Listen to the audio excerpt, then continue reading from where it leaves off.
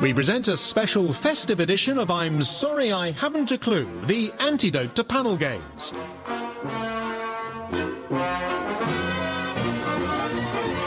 At the piano is Colin Sell, and your chairman is Jack Dee.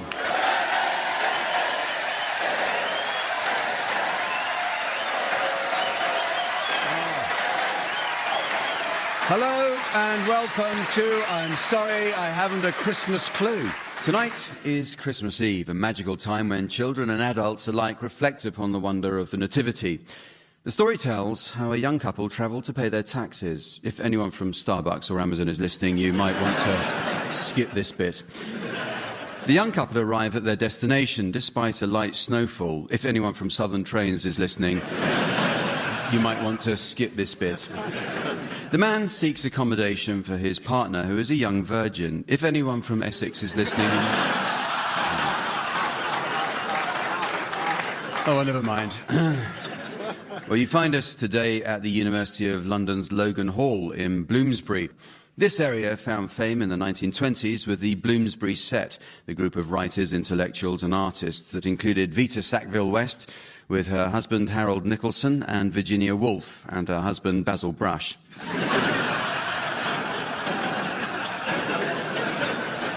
Another prominent member of the group was the writer Aldous Huxley. Originally from South London with literary success, Huxley was offered a peerage there, but he declined because he didn't want to be known as Aldous of Croydon.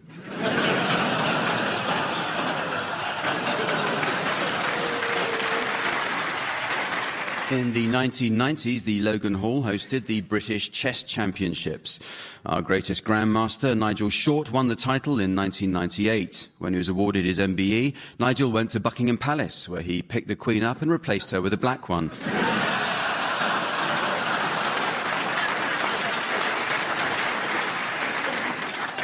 The University of London includes the Central School of Speech and Drama. The actor Tony Robinson studied here. He's best remembered now as the grubby, inarticulate sidekick in Time Team.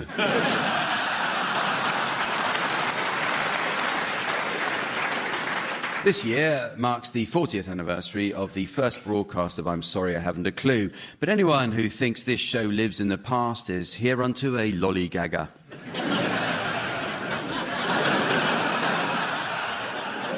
Despite entering their 5th decade on the show, it's remarkable how the original team members have remained as fresh, keen and sharp as they've ever been.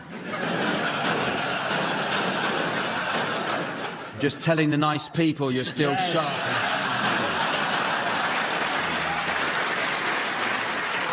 They are, on my left, Graham Garden and Barry Cryer. And on my right, Tim Brooke-Taylor and Stephen Fry. Unfortunately, our usual scorer, Samantha, can't be with us today as she's opening in the West End. So please welcome in her place our occasional stand-in, the ever-rippling Sven.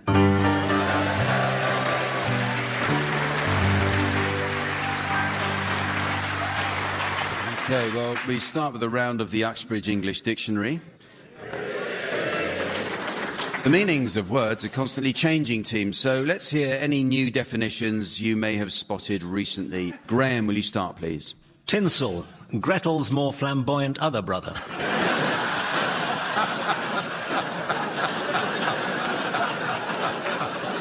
Tim. Goblet, a baby turkey. Stephen?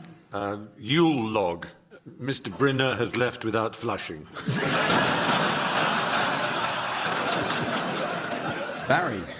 Nutcrackers, tight Y fronts. Brandy, having a high sex drive and bow legs. Vegetate, art gallery for greengrocers. Garden hose, Graham's lady friends.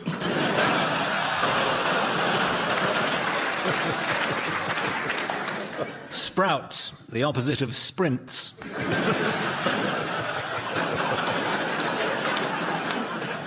Whittle, the conundrum that is Jonathan Ross.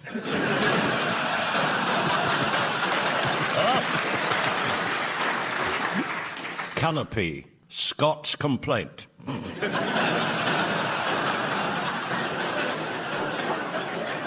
Encounter, where they sell chicken in supermarkets.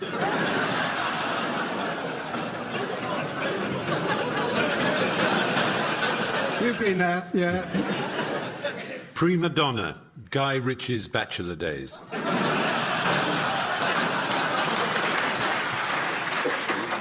Balloon, an inflatable Belgian.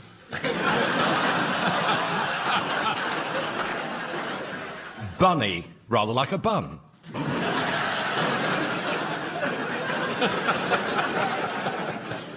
Turkey, a bit like a Turk. Wassail, what Nelson said when he put the telescope to his blind eye.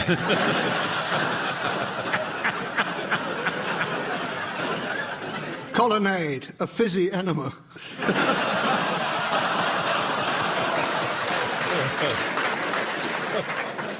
Good, well, the teams are going to sing for us now in the round called One Song to the Tune of Another. This is where each team member sings the wrong words to musical backing. Now, piano accompaniment will be provided by Colin Sell. Listeners may be interested to hear that when Paul McCartney heard Colin at the Abbey Road studios, he asked him to play on My Love Can Tire, or anywhere else 700 miles away. So we'll start with you, Tim. I'd like you to sing the words of Wannabe by the Spice Girls to the tune of Hark the Herald Angels Sing. Yo, I'll tell you what I want, what I really, really want. So tell me what you want, what you really, really want. I'll tell you what I want, what I really, really want. So tell me what you want, what you really, really want.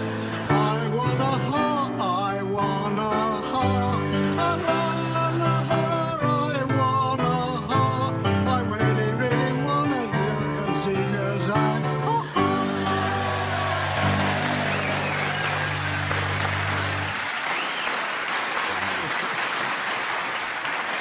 It's got us all in the festive spirit.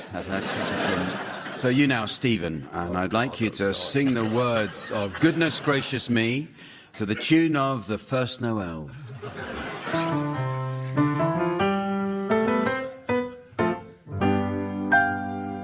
Oh, doctor, I'm in trouble. Well, goodness gracious me. For every time a certain man is standing next to me, a flush comes to my face and my pulse begins to race. It goes boom, buddy, boom, buddy, boom, buddy, boom. Buddy, boom, buddy, boom, buddy, boom, buddy, boom. Boom, buddy, boom. Well, goodness gracious me.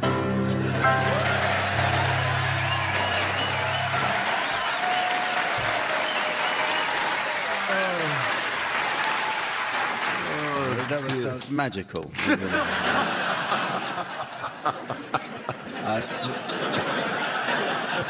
It's your turn, Barry. I'd like you to sing the words of Hanky Panky by Madonna to the tune of Good King Wenceslas.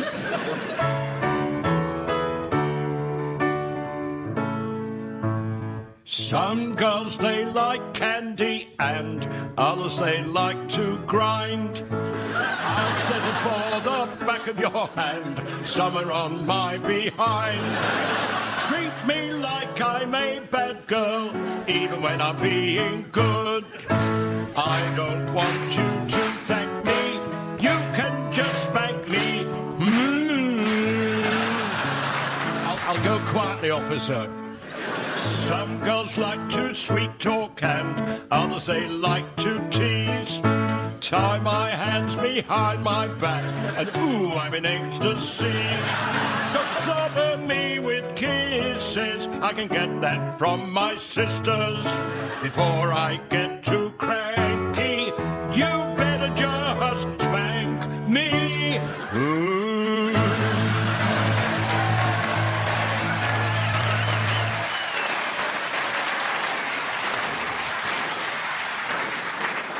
Barry Cryer there, without whose musical talent we managed just fine. Graham, I'd like you to sing the words of When I'm Cleaning Windows to the tune of Away in a Manger. Now I go cleaning windows to an honest mob. For a nosy Parker, it's an interesting job. Now it's a job that just suits me. A window cleaner you would be, if you can see what I can see when I'm cleaning windows. Honeymooning couples too, you should see them bin and coo. You'd be surprised at things they do when I'm cleaning windows. In my profession I'll work hard, but I'll never stop.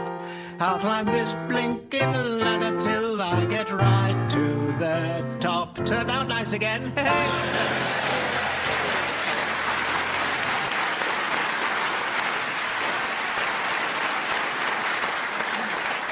I don't think any of us have ever paused to thank Colin, have we? Okay, the teams are going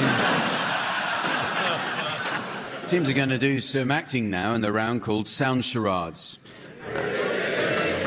This is their version of the old TV mime show Give Us a Clue. When it was first suggested the teams try a radio version of the game, it was difficult to see how it could be half as good as the original, but they managed it. Our scorer, Sven, worked as a researcher on Give Us a Clue.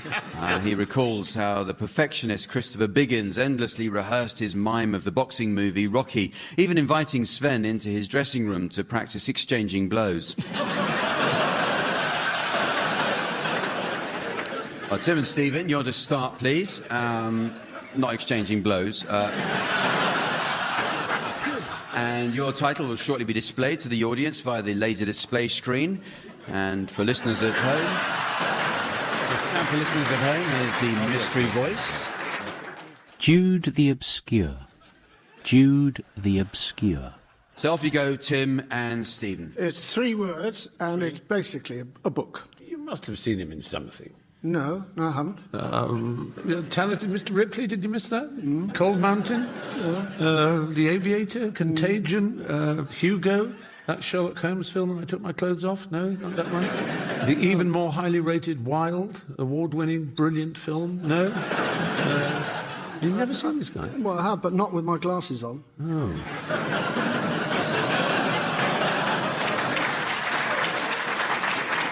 Jude Law? Yes. Time's up. Time is up. And you can't see him without your glasses because he's Jude the Obscure. Okay, your turn, Barry and Graham, and your title's now being exhibited on the laser display board. And here again is the mystery voice for listeners at home. Mad Max. Mad Max. It's a film. 2 words. Goes like this. Can I help you, sir? Yes, I'd like to buy a raincoat, please. Certainly, sir. How about...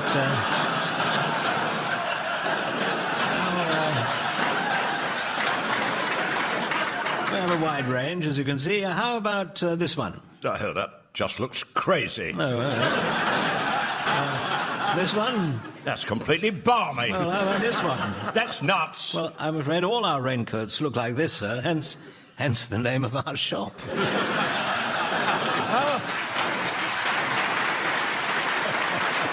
Is it by any chance called Mad Max? All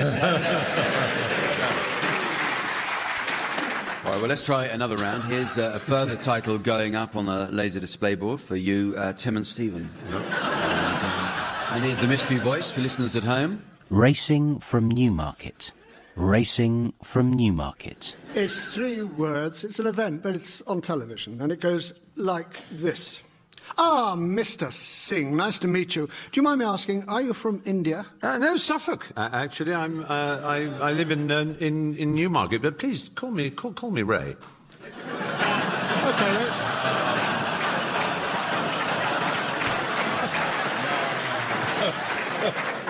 Was that it? Yes.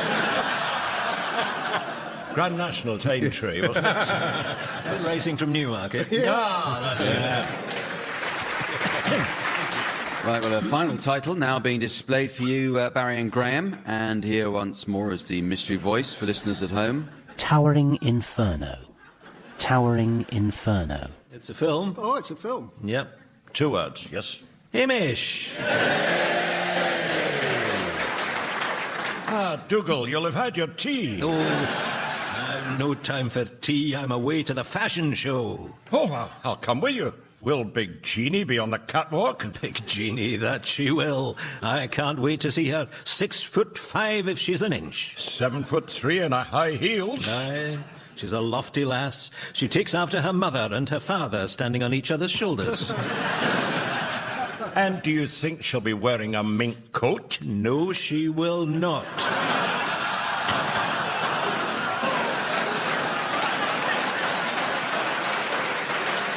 No? No, she has very strong principles. She rejects the wearing of animal skins.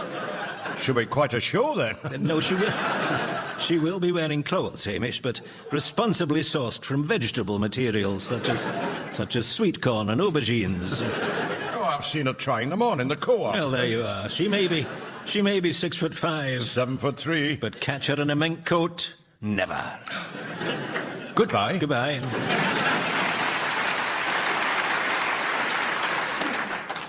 I have no idea. Is there a film called Furless Giantess? Furless? No fur. No. No fur. Lovely to see Stephen stumped, isn't Fur it? off. No hide, no pelt, no fur. No. No. No is important. Yes. It's 2 words, but not necessarily in that order. We can't. Furnos. Doctor, no? Furnos. That's part of it. Towering Inferno! Towering Inferno!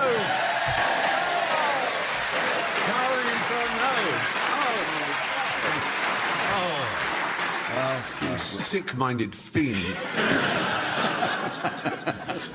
Well, the next round is all about boasting. Graham was telling us he recently worked with the world-famous actress and UNICEF humanitarian Mia Farrow. Miss Farrow told Graham all about food aid, sub-Saharan drought, famine parcels, malaria, and all her other children.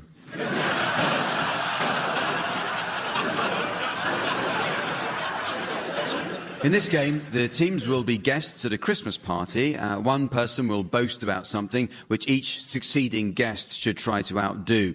We'll start with you, Tim. Can you start us off? Well, I'm going to spend Christmas at home with all my family. I'm going to spend Christmas with somebody else's family. Sandringham as usual for me.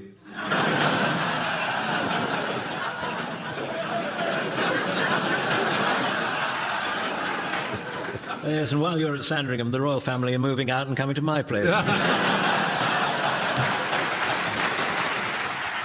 And then they're all joining me on my yacht, I believe. Oh, well, we've offered them a full cruise on the small cruise liner that I've certainly recently taken over. I'm going cruising too with One Direction. Dream on, dream on. I've got a liner as well. In fact, I've got several. But the royal family are coming with me on my liner, and we're going to fly to the moon. Well, the moon is so yesterday, isn't it? So passé. But we're going to Mars, in actual fact. Not the moon anymore. Nobody goes there. You're going to your mother's? You never liked her, did you? I thought I'd give all my friends an engraved iPad. Yes. I'm giving an uncle of mine the engraved iPad that Nelson wore.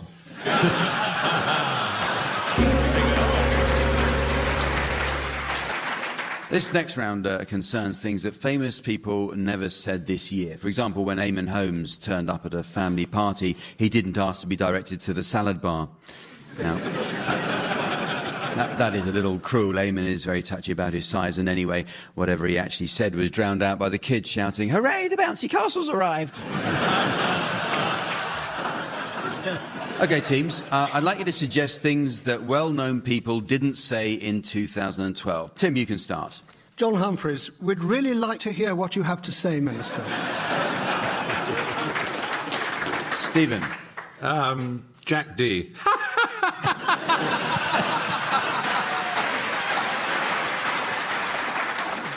OK. Graham. David Dickinson, I'd like to cancel my order of creosote. Barry. Jeremy Hunt. What do you mean, rhyming slang? Barry Cryer. Another pint? No, I couldn't possibly. The Archbishop of Canterbury. I believe Thailand has a wide range of lady bishops.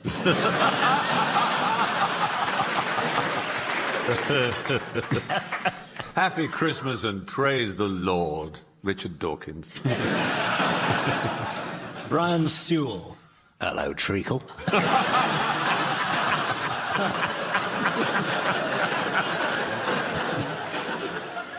Helena Bonham Carter. It's Oscar night tomorrow and I can't find a stylist to drag me through my usual hedge backwards.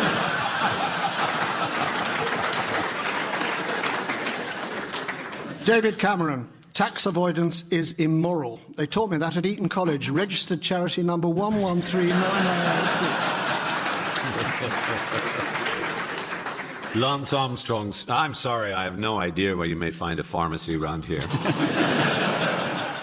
Lance Armstrong again. I'd like to buy some stabilisers.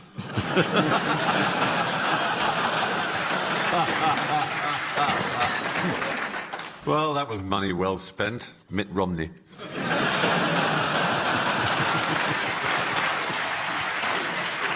Prince Andrew, shall I wrap it up or are you going to fire it now?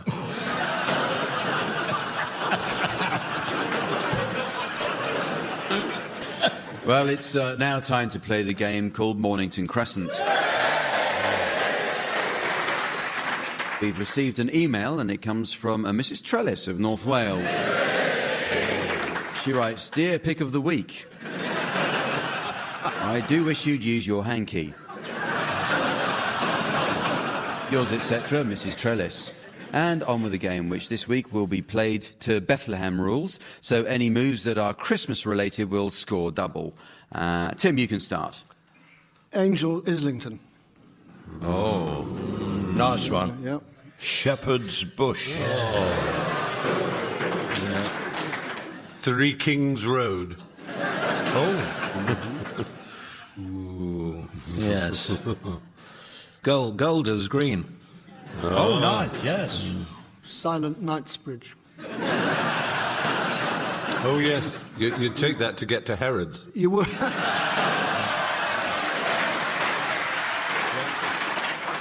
Knightsbridge.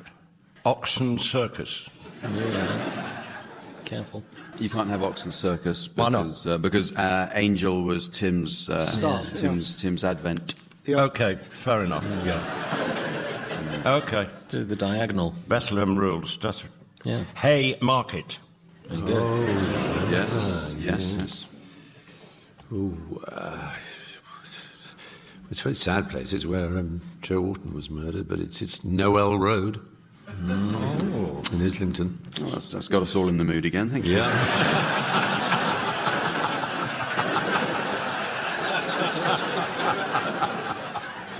Turnham Green.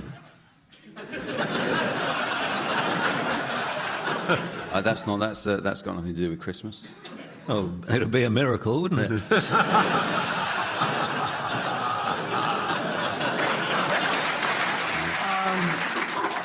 Merlibon.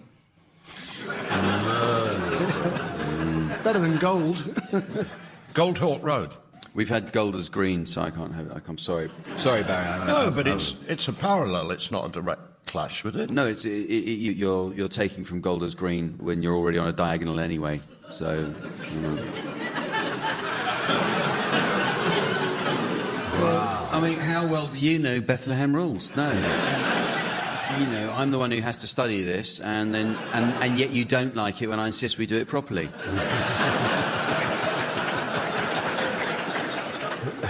Lincoln's Inn. There you go. Oh, yes, that's good, yeah. No Bedford Square. Follow Star Avenue. To Mornington Crescent.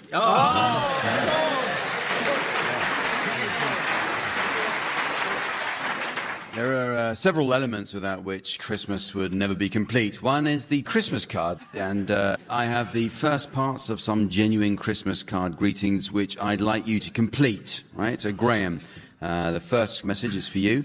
Evergreen boughs that fill our homes with fragrant Christmas scents.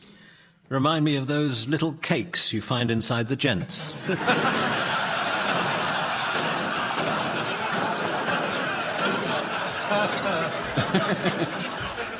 It's hearts filled with the loving glow that Christmas represents.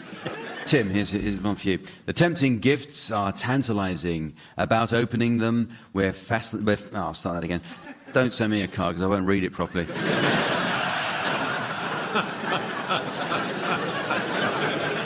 I've actually attached a shredder to my front door so they go straight into that.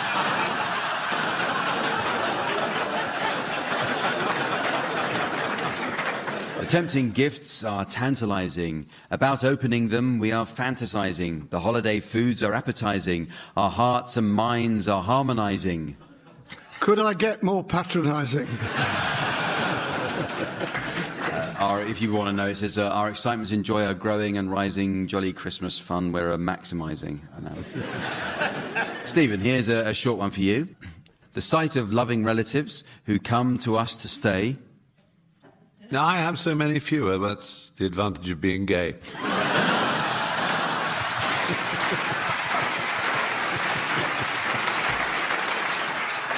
It's actually just one of many blessings we enjoy on Christmas Day. Barry. Yes. Little Robin Redbreast sat upon a tree. Up went Pussycat and down went he. Down came Pussy and away Robin ran, says little Robin Redbreast. That was bloody close.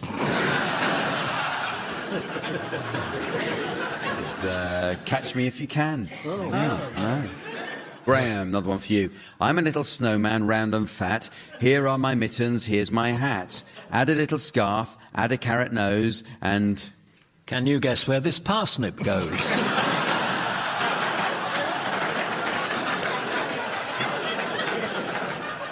No, it's not that at all. I'll stand tall when the cold wind blows. Okay, well, here's some for any of you to have a go at. I'll throw them out. And this one is for someone spending Christmas in sunnier climes. Thinking of you at Christmas time, where there's no fear of snow. Instead, you'll spend your Christmas under the sun's warming glow. But don't feel bad for the rest of us, stuck with cold weather and ice. We're not going to get malaria.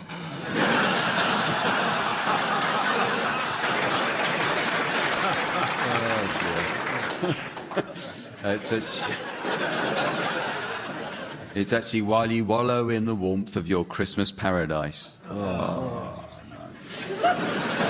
Christmas is coming and the goose is getting fat.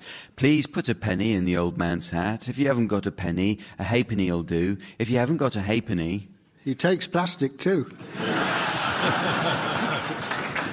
This is, of course, then God bless you. The funniest face looked out at me from a silver ball on the Christmas tree. At first I thought it was Santa's elf, but... Then I realised it was an intruder.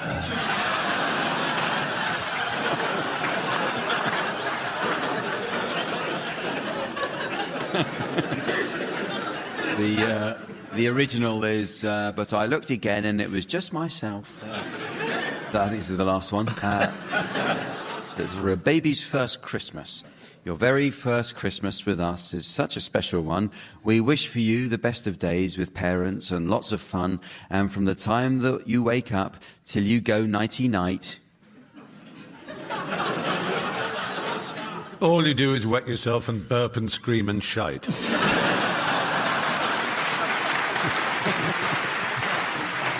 Oh dear. It's funny enough, I got one of those last Christmas. It's time for this year's Christmas pantomime, and very much a British tradition. The word pantomime actually derives from the classical Greek words for bloody hell, isn't it over yet?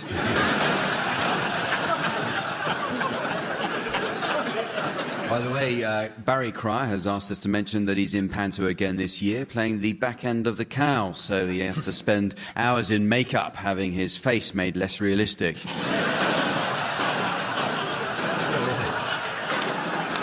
One aspect of the modern pantomime is that the cast is joined by a so-called celebrity, usually so barely remembered they have to have a special billing to remind us who they are.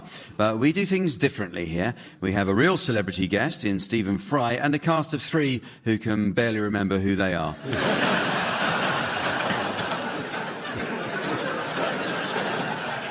Now a star of stage, movies and literature, Stephen first came to notice doing an advert for Whitbread Best Bitter, but he's since advertised Vauxhall and Honda cars, Heineken Lager, After 8 Mince and Marks and Spencer, so a firm favourite with overweight drunk drivers who want to take a cardigan back.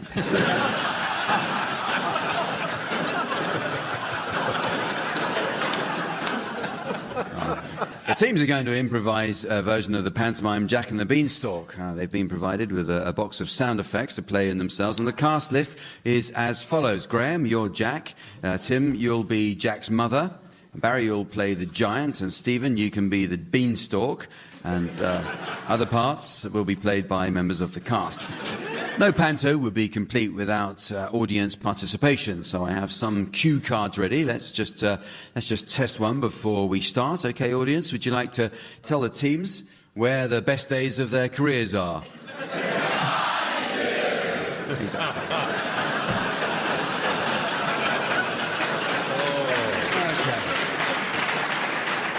Okay, so teams,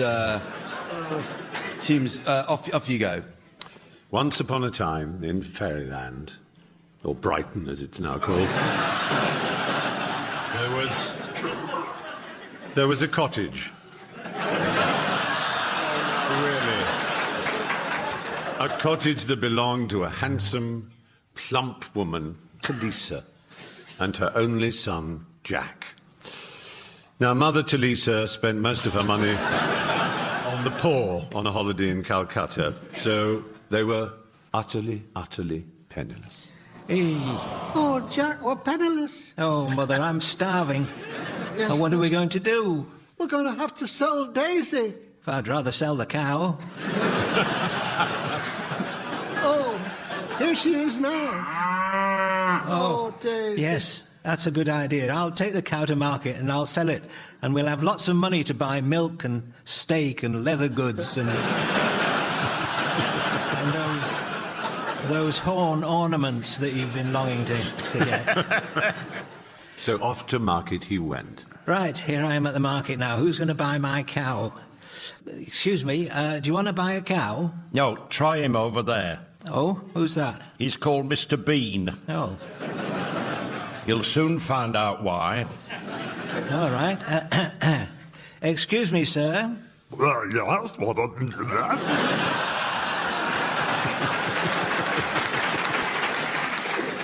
Can you direct me to Mr. Bean? Well,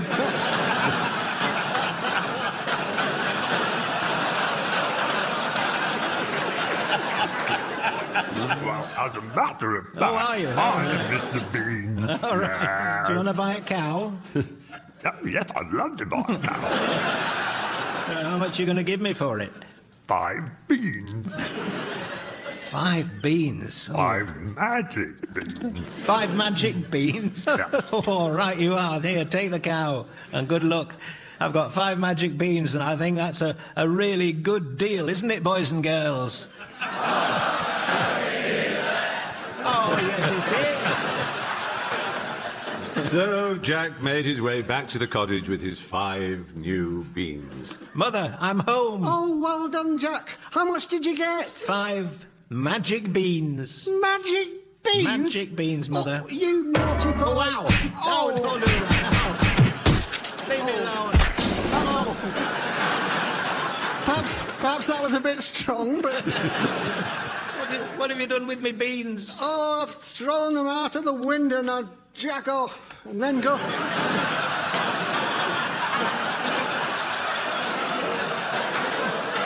and then go to bed. Go on. So Jack discarded his upper clothing, jerking off on the bed, and night passed, but, boys and girls, mirabile dictu. Oh. The beanstalk began to grow and grow and grow.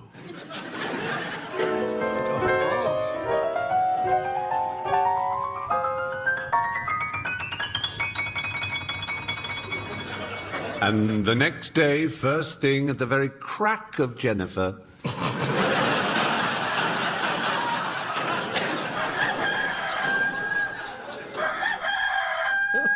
Talisa was woken by an urgent cock.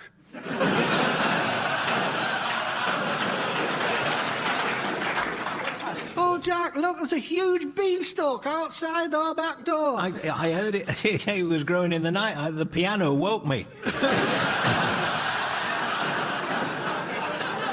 What'll we do with it, Mother? I wanted to climb it. Climb the beanstalk? Climb it? Why? It would be a change. What kind of A change? climate change.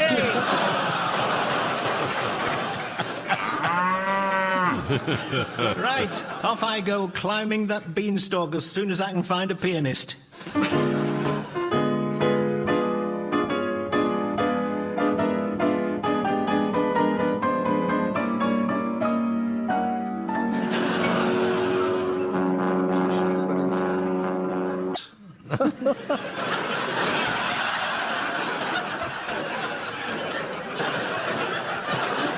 Well, here I am, quarter of the way up.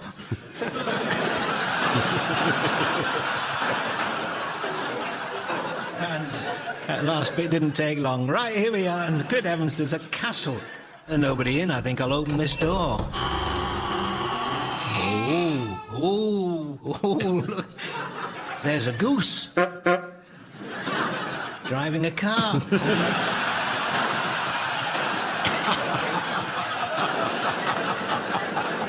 And laying golden eggs. Oh.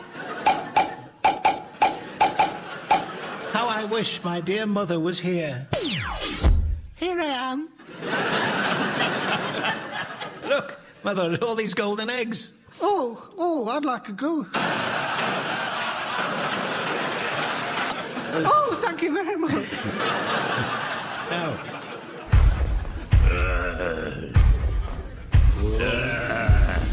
Oh. It's a giant. It's a giant. Where is he? Hiss off.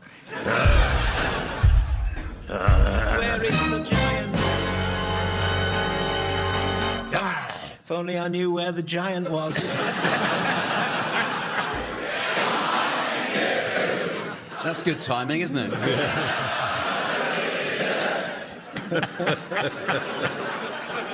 Fee, fi, fo, prompt. Thumb. Oh, thank you. I smell the blood of an Englishman. I'm all right then. I'm Scottish. Oh, fee, fi, fo, fottish. I smell the blood of somebody Scottish. Fi, fo, fum, fee. I assume you've had your tea. Quick, Mother, while he's congratulating himself.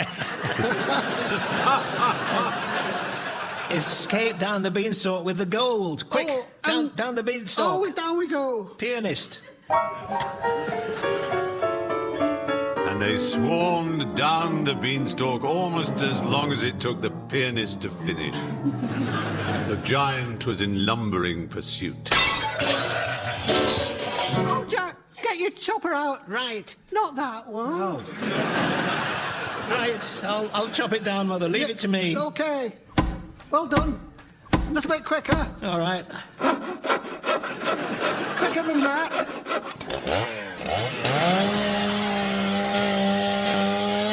That's done it. Top of the world, Ma! And the beanstalk crashed to the ground.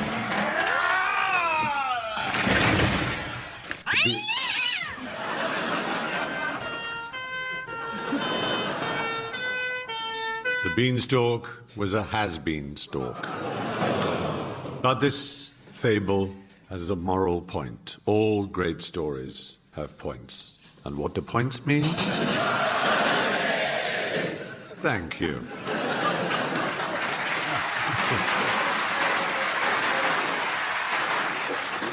Okay, well, it's very nearly the end of the show, but there is just time to take a look at the nativity. No Christmas will be complete without a special edition of the Radio Times. So, teams, your suggestions, please, of films, TV and radio programmes featured in a nativity edition of the Radio Times. Graham, will you start, please? Maternity Makeover with Trini and Hosanna. Barry? Some mothers do have them. Tim? Manger Mouse. And, Stephen? I'm sorry I haven't a room. I'm a divinity, get me out of here.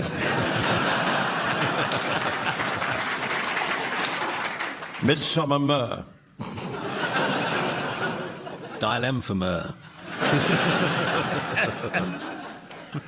Casper the Friendly King.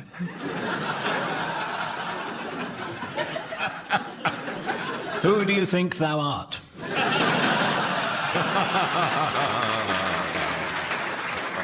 There's something about Mary. Wish you were Herod.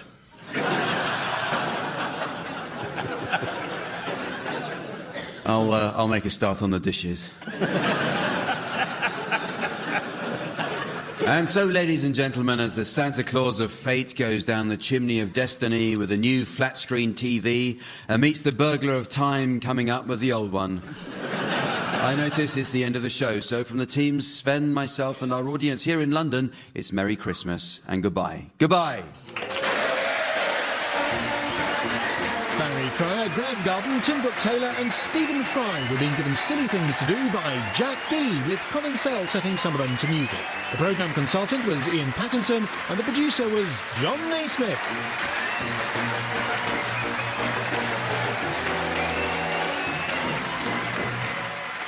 Camilla Batman-Gelage has said the defunct charity was exceptional value after the National Audit Office revealed it received almost £50 million in government grants. Chelsea's former doctor, Eva Carneiro, is to sue the football club for constructive dismissal. BBC News. And the news was read by Susan Ray.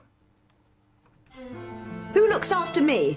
I have to make the goose pens and do everything else myself. And if that means that I can't paint, well, what choice do I have? A drama based on the diaries of Monica Rawlins, artist and farmer. Every day I do everything for myself. I manage alone, and that's what makes it bearable. Writing the century, The View from the Windows. Makes what bearable? The fact that he left me. Next Monday to Friday morning at 10:45 and then available on the BBC Radio 4 website. Barry Cryer turned 80 this year, and Radio 4 is delighted to bring you some highlights of the charity gala thrown in his honour last week. It features a dazzling array of his friends, family and people he's inspired, starting with your host, Joe Brand.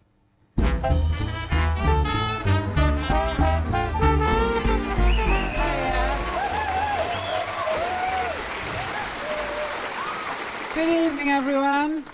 Barry Cryer, where are you, you old reprobate? I'm up here, love. Oh, hello. All right. Barry Cryer, 80 years old. Hope for smokers everywhere.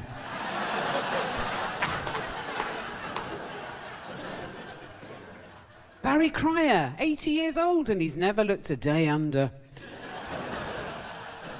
Barry, it's such a joy to be here. So I'm really surprised to be invited because, first of all, as you know, Barry, I'm a rampant man-hating leser. What's married? That's quite difficult.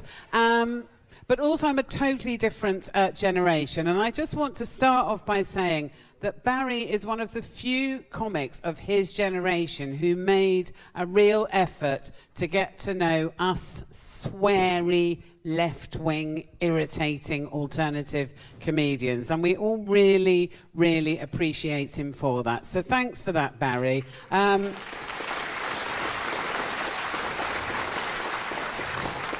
And that's why there's a few people under the age of 140 here tonight. No, I don't mean that. Also, one thing that works perfectly with me and Barry, I've given up smoking now, but I do stand in his wake occasionally, have a good sniff. It's marvellous. The other thing as well is I have to confess, he has on occasion told me the same joke quite a few times. But the advantage of that is that since the menopause, I can't remember a thing, so I just relive them with joy. Anyway, we're gonna move swiftly on because we've got a huge amount to pack in tonight. So I'm going to bring on two good friends of Barry, and we're going to find out a little bit from them about Barry's hideous past. Will you please welcome Andy Hamilton and Michael Palin?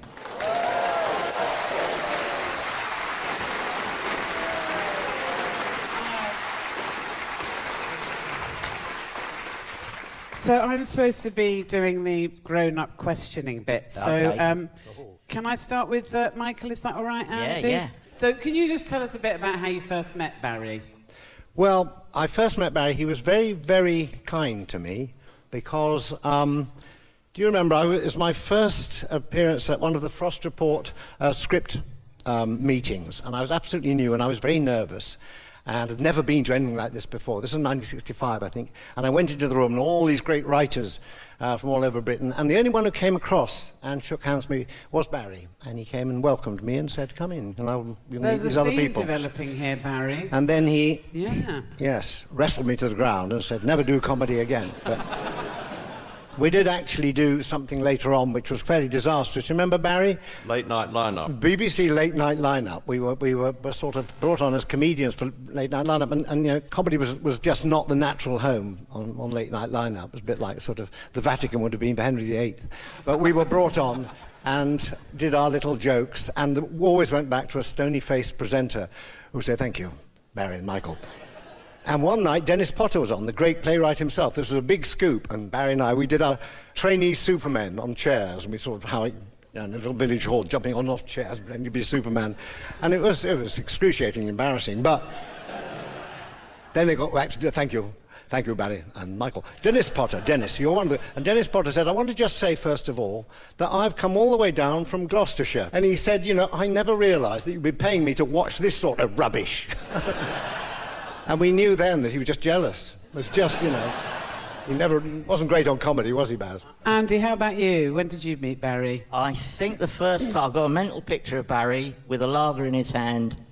Actually, that's just reality. Yeah, that's not it, a mental yes, picture. yeah. I think it would have probably been a Christmas party at BBC Radio, Light N. I've got a very strong memory, like Michael, of an established writer who I'd watched on Joker's Wild and admired, coming over and being very encouraging and supportive.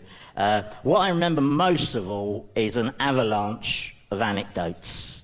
Because, I mean, I love telling anecdotes, but I realised immediately I was out of my league. Because Barry, the thing about Barry's anecdotes is that they hunt in packs.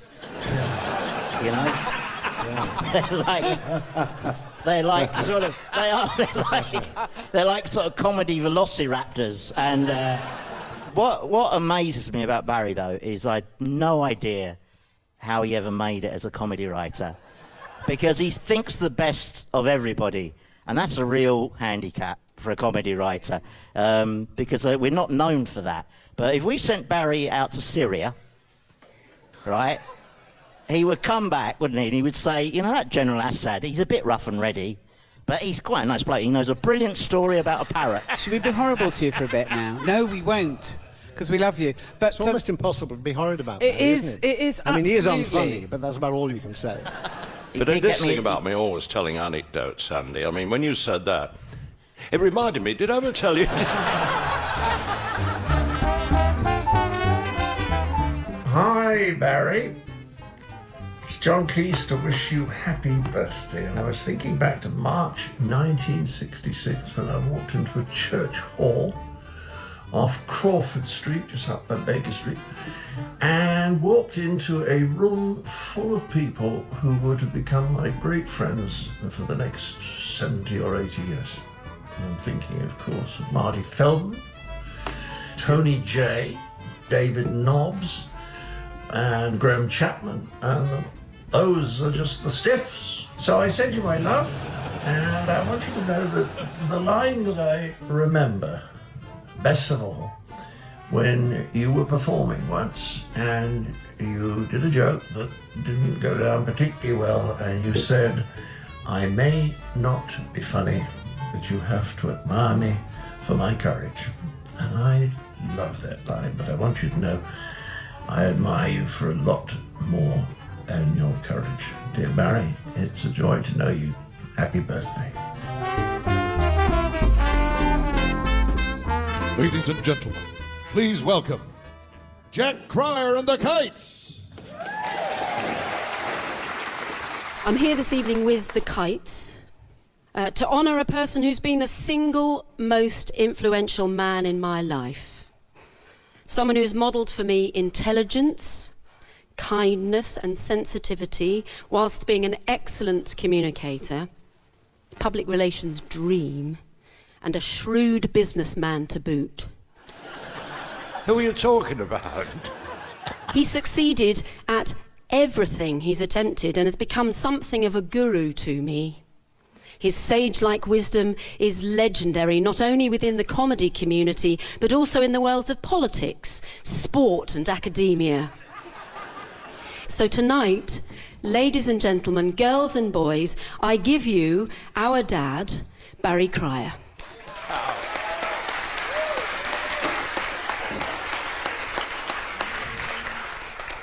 I got the money. Was that the sort of thing you meant? It flagged a bit in the middle, but it was okay. All right, good. Please welcome to the stage an honorary sister and daughter to us who graces the Cryer table quite often, who also happens to be a West End and Broadway leading lady, Jenna Russell.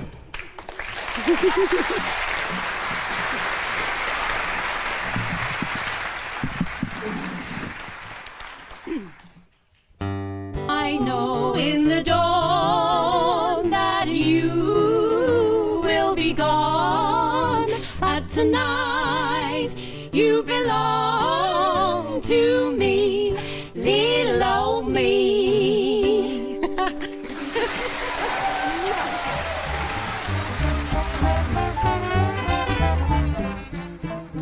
Barry Cryer, 80? You have to be joking. I thought it was your 90th birthday. I can't be there, but now I'm quite glad I can't be. I'm not going to be at anyone's 80th, it's pathetic. Do try and get it better than that. I'd just like to thank you for all the phone calls about, what are they, about every few months. Very, very nice to get a phone call from you, especially the one I got when you rang, in a very, very nice, cheery voice. And I said, I'm in Udaipur, India. You said, bloody hell, I'm getting off the phone straight away. So mean, you see. I hope you have a very happy birthday. 80. Pathetic. So, I send you huge love. Ladies and gentlemen, Count Arthur Strong. Thank you. Thank you. Thank you. Thank you so much. Thank you. Thank you. Seriously, you are going to have to stop now. You're just embarrassing yourself. You really are the most terrific bunch. I really do. Now, I'd like to share a story with you on this very special night about a very special person who knows who you are. He knows who he is. He is. I know who he is, and so does he. Now, after our national service, when I was walking through Soho in the West End of London's West End, and out of the blue, I bumped into him looking miserable. I could see he was looking miserable, not me. I had a lovely smile on my face, which could light up any room.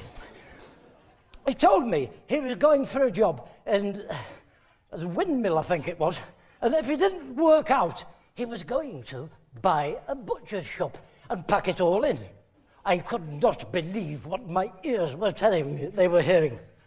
I looked him in the right eye, I looked him right in the eye, the right eye, and put my hand on his soldier. And I spoke to him. Barry, I said, Barry Cryer, what a good idea! I can see you in a butcher shop, and I'll tell you something else, Barry. People will always need to eat meat. Sadly, though, for all us offal lovers out there, he got the job in the mill, and the rest, as they say, is therapy. And what a wonderful career he's had, everyone. It wasn't long after that that television came knocking at the door, which is a metaphor.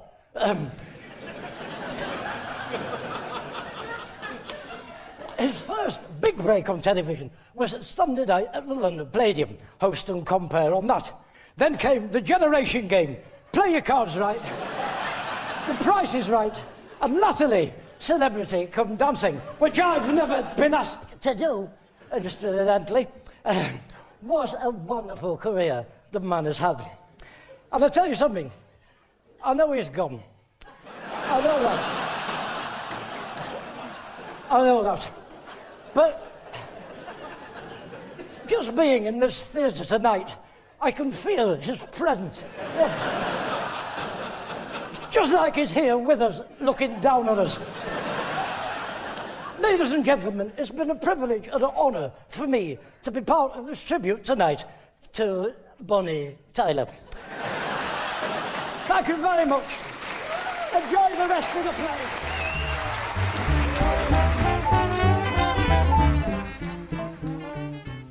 It's not generally known that Barry Cryer is really Kevin Cryer. Yes, Kevin changed his name to Barry a very long time ago in the hope perhaps that it might lend him some spurious credibility. People might identify him, unwisely perhaps, with some towering comic legend. Alas, we know how successful that attempt has been. I've known Kevin for a very long time, and I have to tell you that he's a very, very nice person on the surface. He's resented very deeply by every comedian in the world for the simple reason that he tells their jokes far better than they do. He even invented some of them. Thanks, Kev.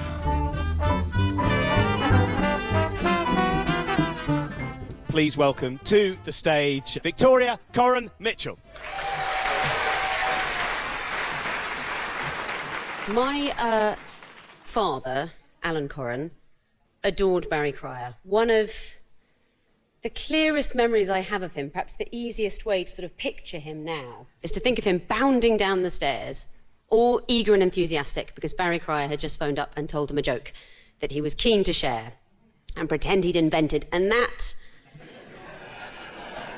is something that linked the two. My father, like Barry Cryer, was one of those very special people who make it their business to increase the sum of merriment and twinkling in the world. My dad died on the 18th of October 2007, one of many people who can't be here, even on video, but whose love of Barry Cryer is in the air, in the DNA of the universe. And another of those people mentioned earlier is the great comedy writer David Nobbs, who died earlier this year, a lovely and brilliant man who actually wrote a tribute to Barry Cryer some time ago for a book. And I thought, what could be more appropriate than to read that this evening as we think about absent friends? But it's become increasingly clear to me that Barry Cryer is still alive. But I haven't brought anything else, so I'm just going to read this anyway. Barry is far too modest ever to boast of how modest he is. He describes himself as a bits and pieces man. Ridiculous. What he means is that he's good at more things than the rest of us. This means that in an era dominated by pigeonholing, he isn't taken as seriously as he should be for any of his many achievements. Together, Barry and I wrote sketches for 68 editions of Says Les. Just missed 69, the story of my life. His fertility of ideas and knowledge of showbiz was more than matched by his feeling for and love of words. He is an immaculate writer. Writer, performer, quizmaster, after-dinner speaker, drinking companion, ostrich trainer. Barry Cryer is all of these and more. But I would say that his greatest gift is one of the rarest gifts of all. Eyes light up and spirits lift when he enters a room. Knowing him is a joy.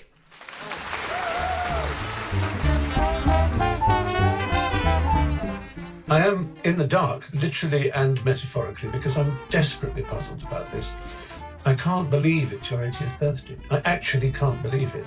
It's not a pathetic compliment of the kind one gives an old age pensioner one visits.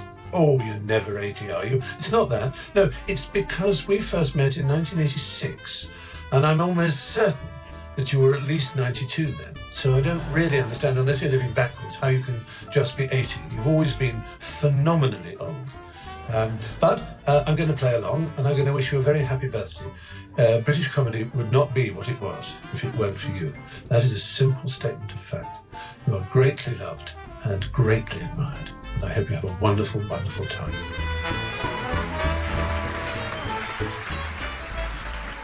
Who's this man who's just come on the stage? Will you announce yourself, please? My name is Bob Cryer. I'm one of the better, cheaper sons, or known as the sibling who drew the short straw. But mainly, I'm your producer for this evening, which means I'm going to keep this. I'm going to keep this really quick. It's overtime equity. One of the easiest jobs I've ever had to do, because every time you pick up the phone to ask people if they want to do a job for Dad, they say yes, is the first thing. But if you meet people in person and you talk about Barry Cryer as your father, they always smile. And that's the greatest legacy anyone can give you. People often ask me what it was like growing up with Barry Cryer as your father. I said it was the same as everybody else's, just with better timing. But without further ado, because that would be ado, I have some thank yous to make for all the staff and crew here who've been fantastic. To Kevin Bishop, our director, to Carol Benjamin, to all of our stage management, and chiefly the performers, the singers, the musicians, and the audience, yourselves, because if it wasn't for you, Mum wouldn't get Dad out of the house. You keep coming back time and time again to see this man who has redefined the word silly and given us the best legacy any children could imagine. So, Dad, thank you very much.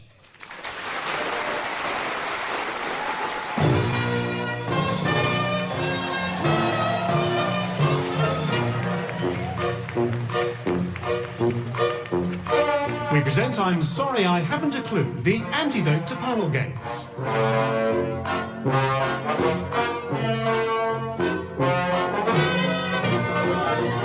At the piano is Colin Sell, and your chairman is David Mitchell.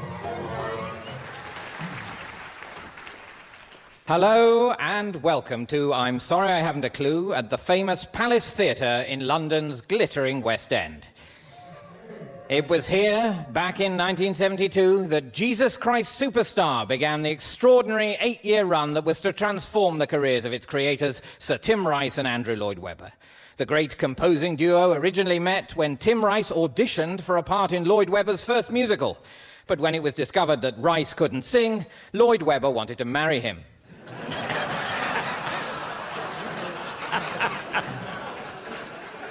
Coincidentally, it was in 1972 that I'm Sorry I Haven't a Clue was launched, with the chairmanship then shared between the brilliant jazz trumpeter Humphrey Lyttelton and Barry Cryer. Of course, I wasn't even born at the time, but many years later, as an awestruck novice in the world of BBC light entertainment, I vividly recall how I once found myself at a party in the company of none other than Peter Cook, John Cleese, Ronnie Barker, and Barry Cryer. It's hard to convey just how excited I was by the encounter, but to put it in perspective, if you were, say, a fan of the ballet, it would be like meeting Anna Pavlova, Rudolf Nureyev, Dame Margot Fontaine, and Barry Cryer.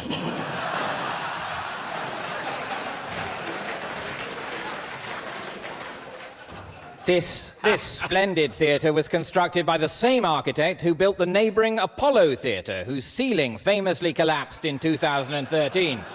A disaster which was later discovered to have been caused by old, weak material. Let's meet the teams. Please welcome on my right, Tim Brooke-Taylor and Jeremy Hardy. And on my left, Graham Garden and Barry Cryer. We kick off with the round called Uxbridge English Dictionary. Sadly, the public's knowledge of our mother tongue is in an abysmal state. Many don't understand the difference between such terms as depreciation and debasement. Well, depreciation is an accounting method of reducing capital asset value, while debasement is the room under the ground floor. Many words change their meanings over time, and I'd like the teams to share any new definitions they may have noticed recently. Tim, you can start. Suffragette, Ryanair. Graham. Ovaltine, a fat adolescent. Barry. Skyping, astronauts playing table tennis. Jeremy. Asking, king of the bottoms. Insolent, to fall off the Isle of Wight ferry. Genealogy, what makes Aladdin sneeze? Subordination, installing a priest underwater. King penguin, particularly annoying penguin. Mace, what the Queen puts traps down for. Gladiator, unrepentant cannibal. It's time now to play the game called Mornington Crescent, which, as you'd expect, will be played according to the deceptively simple Palace variation. So huffing is only allowed after the first triptych has been declared, and the onside rule reinstated. However, players may challenge for positional justification and takeover play, but not if not in sequence. Not Clear? in sequence, right. Not if not in sequence. Not, yes. Oh, right. Not if right. not in sequence, okay. OK, so Tim, you can start. Finchley Road. Mornington Crescent. Oh, nice. So from myself, Tim, Jeremy, Graham and Barry, it's goodbye. Goodbye.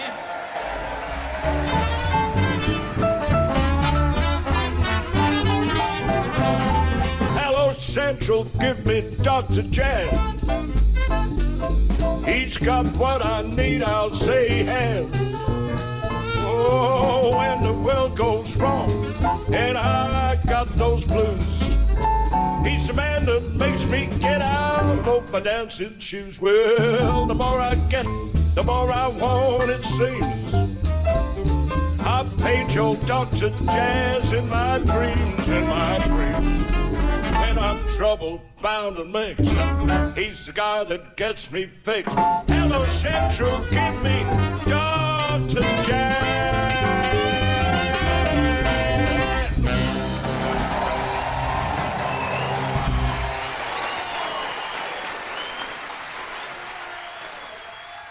Barry Cryer at 80 featured live music from the Humphrey Lyttelton Band with special guest Evan Cryer-Jenkins. It was produced by Ed Morrish and was a BBC radio comedy production. When joining Best Queue, do observe the following rules. Please take it one step at a time. Do you think we're nearly at the front? We're a lot nearer than those behind. Do not push ahead. There's another pusher in over there. Brian! It's just a black eye. And do remain focused, no matter what. Yes, I knew there'd be sacrifices. Maybe it was for the best. Best Queue, a new drama serial, continues today, exclusively online at the BBC Radio 4 website. You are Currently Number 143rd. in the queue. Will they be queuing up to audition for Linda? Not long to wait. It's the Archers in a couple of minutes.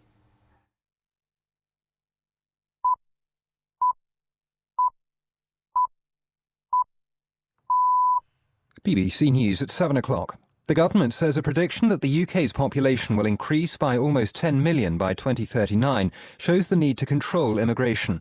The Office for National Statistics says the rise to 70.3 million will be largely driven by migration. It also says the number of people over 80 will more than double. After almost 40 years, China has ended its policy restricting couples to just one child, saying they can now have 2 children. The measure was brought in to control the population and preserve resources, but it led to a rise in abortions and a population skewed towards males and older people. MPs and relatives of servicemen and women killed in Iraq have expressed frustration at new delays to the report on the decision to go to war. Sir John Chilcot says the findings of his inquiry should be published next June or July. The report is 2 million words long and has been held up by the need to give people the right to reply. The chairman of the Public Administration Committee, Bernard Jenkin, has some sympathy for Sir John. I think we should stop criticising Sir John Chilcot. He has been heroic in the way he's resisted public pressure. He's been resisting pressure from some of the witnesses. I think it's out of order for the former Prime Minister Tony Blair to be issuing his sort of pre-buttal denials in advance of the publication of the report. A 16-year-old boy will appear in court tomorrow charged in connection with the death of a teenage boy at a school in Aberdeen. Bailey Gwynn was stabbed in the incident at Cults Academy yesterday. A candlelit vigil is being held at a nearby church.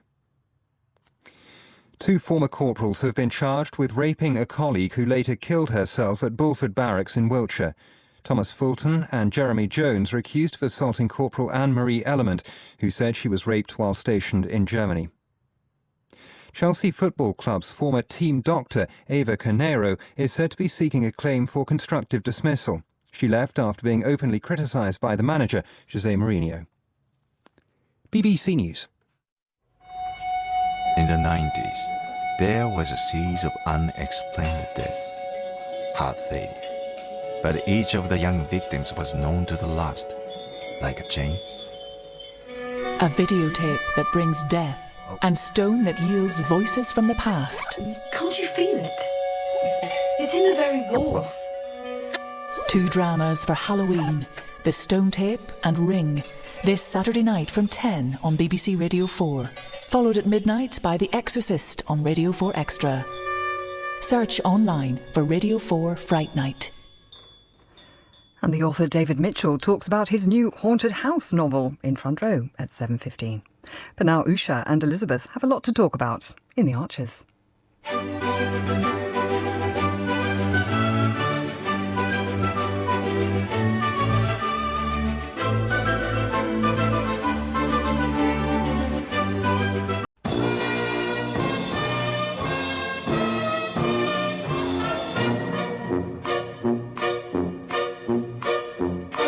We present I'm Sorry I Haven't a Clue, the antidote to panel games.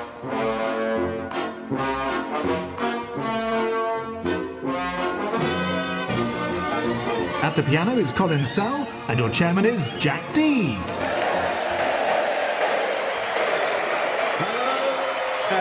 Welcome to I'm Sorry I Haven't a Clue. We're coming to you once again from the Royal Festival Hall, the glittering arts hub on the South Bank, and a destination described by North London taxi drivers as, nah, sorry, mate. The Royal Festival Hall was opened in 1951 as part of the Festival of Britain. Among the new consumer items on display was the innovative Kenwood mixer, named after its designer, Mr. Kenwood Mixer. The South Bank spans the boundaries of the London boroughs of Southwark and Lambeth. Lambeth was once home to the artist Canaletto, and it was while living here that he famously painted Westminster Bridge at dusk. Completed in vivid oils, Westminster Council complained they only wanted it brushed over with hammerite. We couldn't visit Lambeth without a mention of long-term resident, the late Wally Smith. Not well known among the general public, Wally was the legendary BBC radio studio engineer on many favourite shows from the 50s onwards. Still working in his 80s, in 2023, Wally passed away peacefully in his sleep, recording an edition of In Our Time.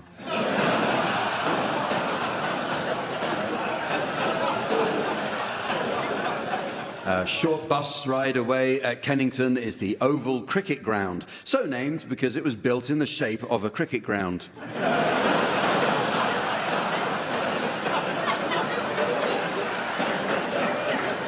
In the 1990s, nearby Neal's Yard Dairy began selling its famous small-batch artisan cheeses. Artisan is derived from artigiano, the Italian word for 16 quid cheddar.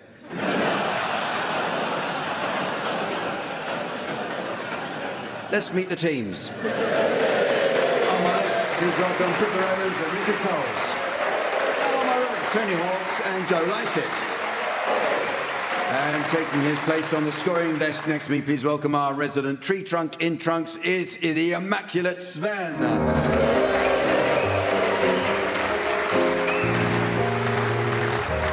Well, we start this week with some new additions to the Uxbridge English Dictionary.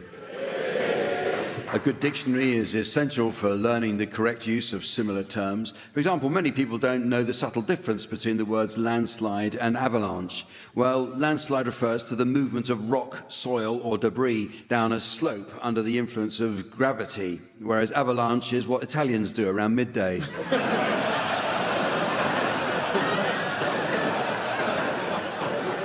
Don't look at me like that. Avalanche, avalanche.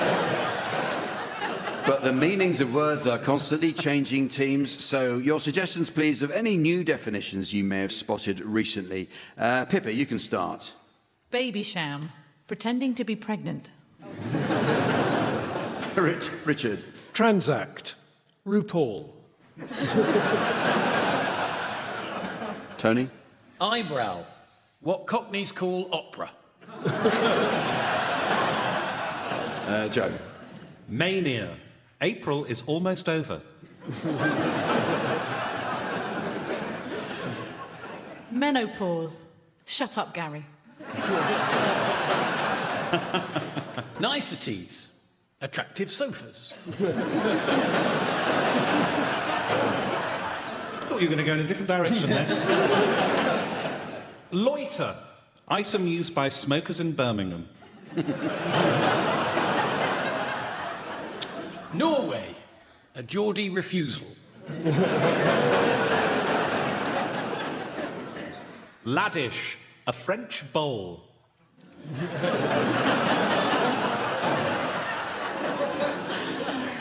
Hatchet. Couldn't find the toilet. Justin Bieber, exclusive to Kensington Boutique. Very good. Muscular. Terrifying billionaire MAGA-loving vampire.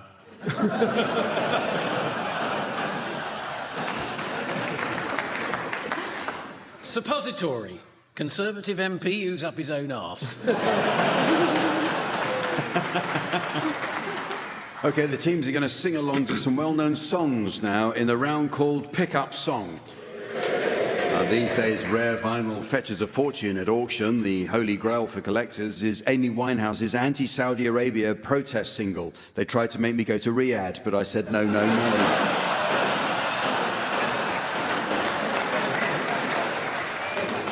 So in this round, Sven will spin the discs, and each of you will sing along to your discs until Sven turns the music down. If, on its return, you're within a gnat's crotchet of the original, I'll be awarding points. And points mean a frankly nauseating display of intellectual stasis. What do points mean? And this week's prize is just the thing for fans of Soviet-era antiseptic. It's this bottle of TCCCP.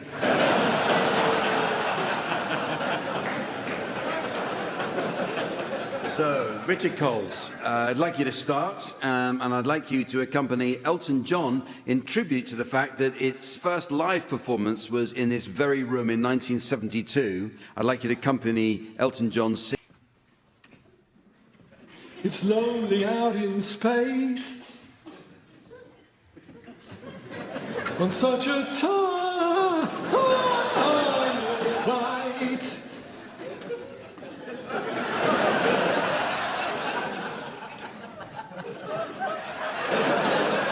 And I think it's gonna be a long, long time till touchdown brings me round again to find I'm not the man they think I am at home. Oh, no, no, no. I'm a rocket man. Rocket man, burning out his fuse up here alone.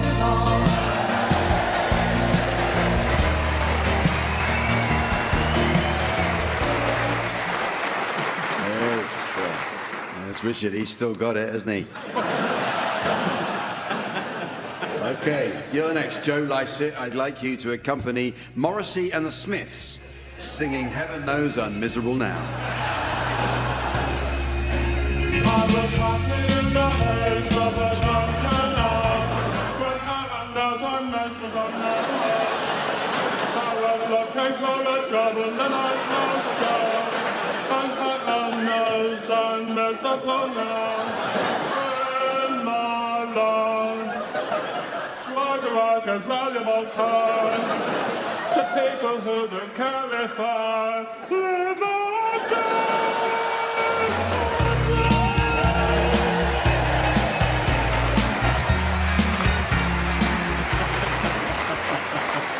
Joe Lycett there. You now, Pippa. Just put it behind you and move on.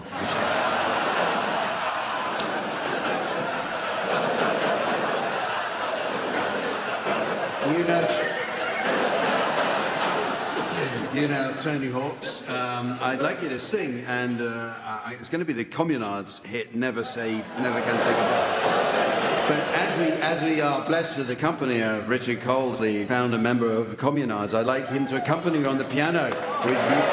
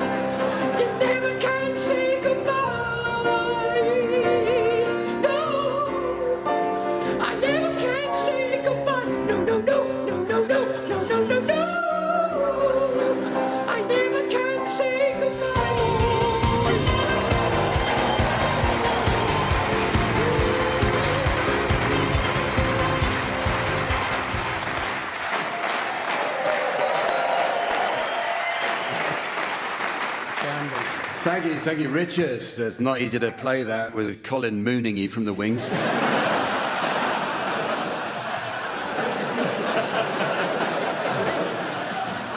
And thank you, Tony. I think if Jimmy Somerville heard that, he'd probably say, it's a bit camp.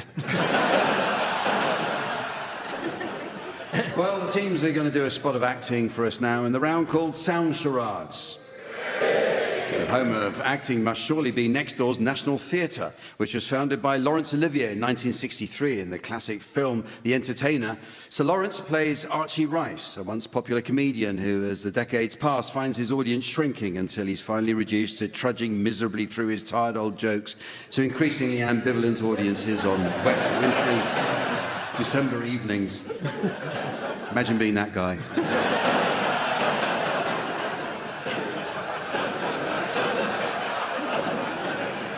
In our version of charades, team members are permitted the use of their voices. So, Pippa and Richard, you're to start, please, and your title will shortly be displayed to the audience via the laser display board. And here's the mystery voice for listeners at home. Tipping point. Tipping point. This is a TV game show, and it's 2 words.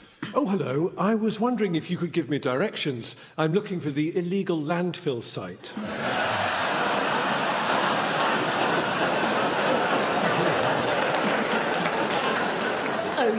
no problem. I can indicate the location of it right now using my outstretched finger. Tipping point.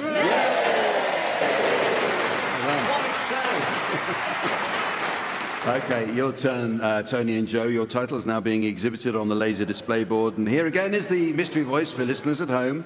News at 10. News at 10. Okay, this is a TV programme as well. 3 words. Sad news. Apparently our Chinese correspondent, Zat 10, has passed away. We'll need a replacement.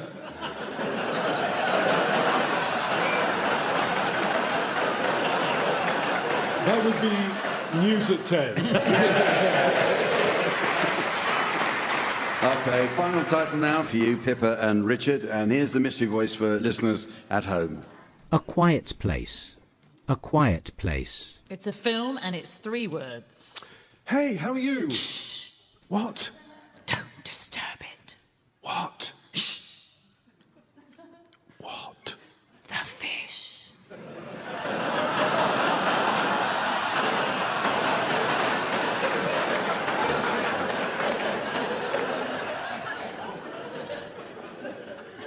Which fish? Shh. Which fish? The flat one over there. What's a flat fit? Like Skate? Skate. Skate? Mm-hmm. Cod? Is it... Dab? Is dab flat? Keep going through flat fish. Haddock? Quiet. We've got to be a quiet haddock.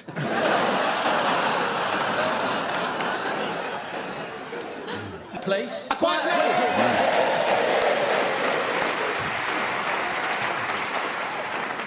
Well, it's now time to play the game called Mornington Crescent.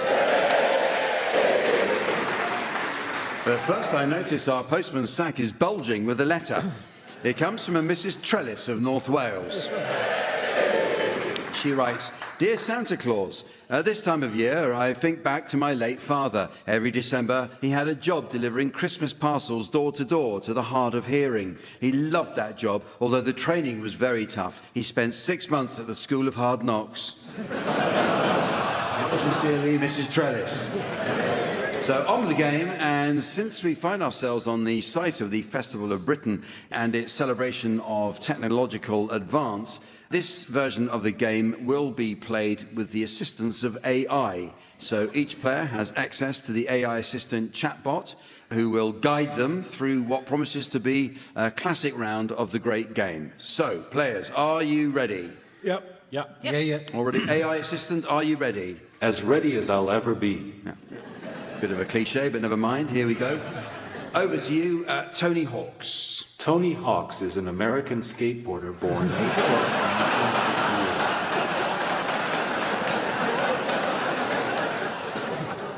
1968. Okay. Well, I think I could go Oxford Circus. Historically speaking, 3.5% of all possible openings have been Oxford Circus.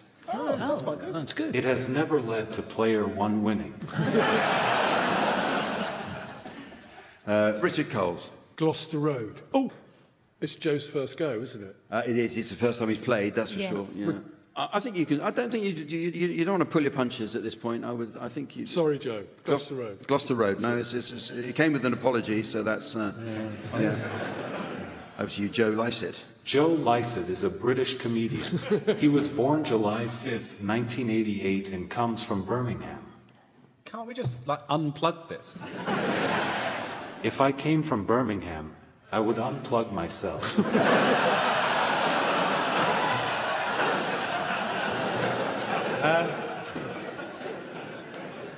Queen's Road, Peckham. Queen's Road, Peckham. Oh, well, overground. I would go then down to Green Park. Excellent move, Pippa. Thank you. I need to get a bit of help here, so I'll ask for advice. Select Cockfosters. Okay, Cockfosters. You are a good slave.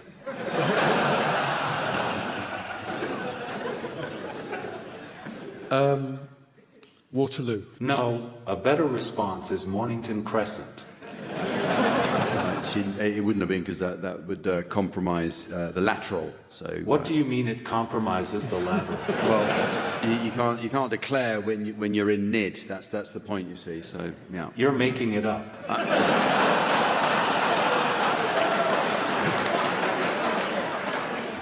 So first time playing, is London City Airport acceptable? Acceptable. Good. London City Airport. London City Airport it is. Let's, if Nib is in play, then I'm going to go to Leicester Square. If you go there, the next player can go to Mornington Crescent. No, they actually can't. They can't go to Mornington. Why can't they? Because, we had a player who was in NID, and now they're not in NID. Also, Pippa's opening challenge was Green Park. So that's really basically where... What about vectoring the parallels? No, you can't vector the parallels. I mean, if you paid any attention to Stove's revision of 1972, not least of which the Bucharest Convention, then you'd have known that anyway. I'm surprised you didn't know that. But that would involve opening the North Transit algorithm. All right, well then let's open it. I'm afraid I can't do that, Dave. Yeah. It's Jack, actually. I'm afraid I can't do that, Jack. Seven Sisters. Seven Sisters. Are we still in it? We're still at the Royal Festival Hall, actually. Well, once is common. I can't believe it. Yeah. Mornington Crescent. It is.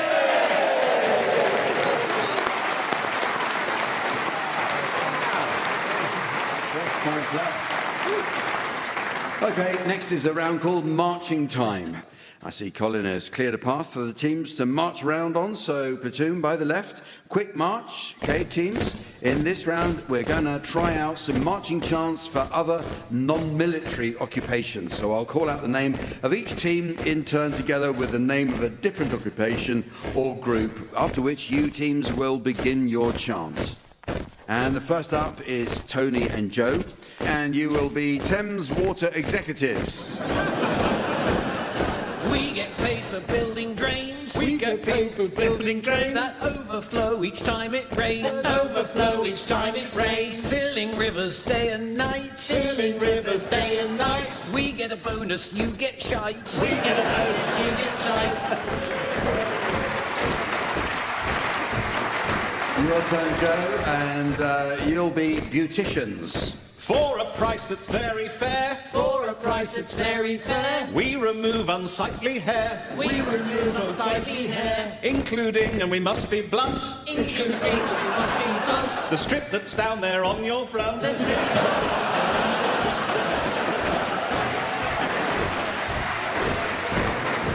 now, Richard, and you are the BBC board.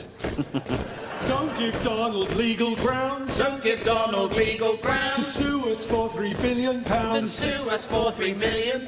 Let's be clear so there's no mystery. Let's be clear so there's no mystery. He's definitely not the most openly corrupt president in American history.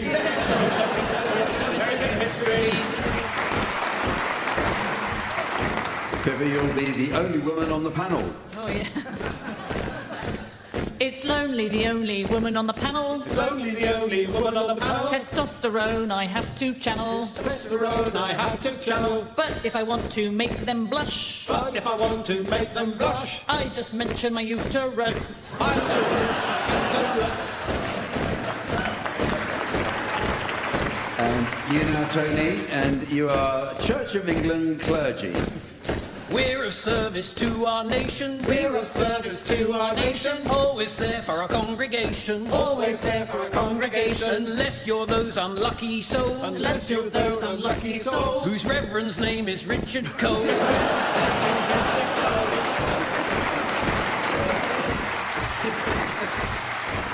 Richard, now you are Sandringham staff.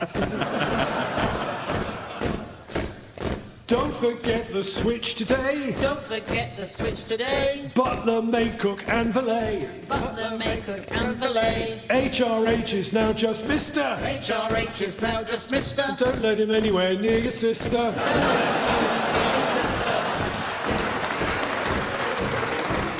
And finally, Joe, you'll be first-time panellists on I'm Sorry I Haven't a Clue.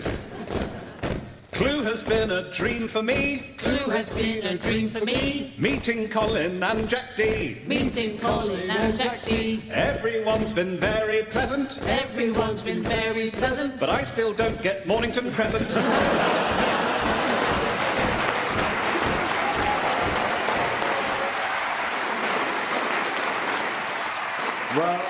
Well, it's very nearly the end of the show. But there is just time for a festive round called Christmas or Bedroom. Now, always keen to maximise profits, TV companies have moved into seasonal merchandising. For example, supermarkets now stock Lee Mack's 1% Club Christmas crackers, Bradley Walsh's The Chase Christmas crackers, and there are even old Greg Wallace MasterChef Christmas crackers. The Greg Wallace Christmas crackers are unique as they pull themselves.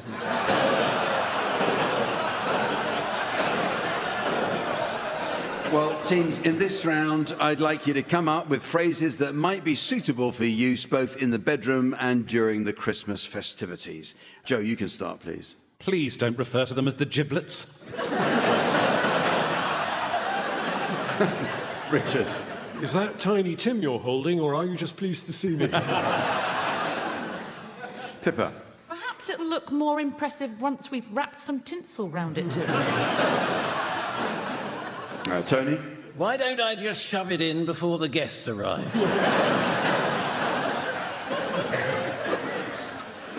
It's not the same since Nan died.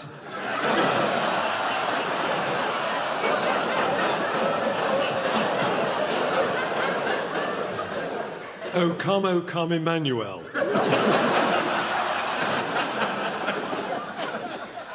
Feels like there's still a tangerine down there.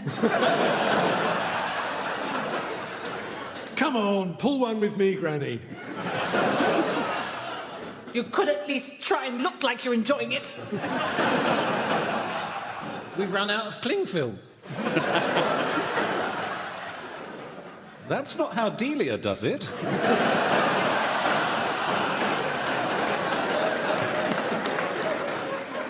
Well, it's lovely, but I think it might be a bit too small for me.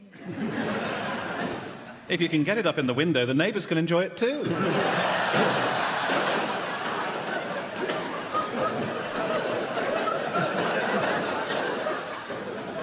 Make sure the juices are running clear.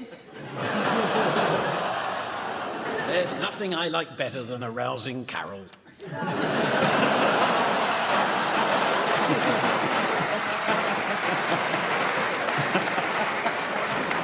And so, ladies and gentlemen, as the baleful bang of brevity issues forth from the cruddy Christmas cracker of calamity, and the mini screwdrivers of destiny are lobbed into the pedal bin of posterity, I notice it's the end of the show. So, from the teams, Sven, and our audience here at the Royal Festival Hall, it's goodbye. Goodbye.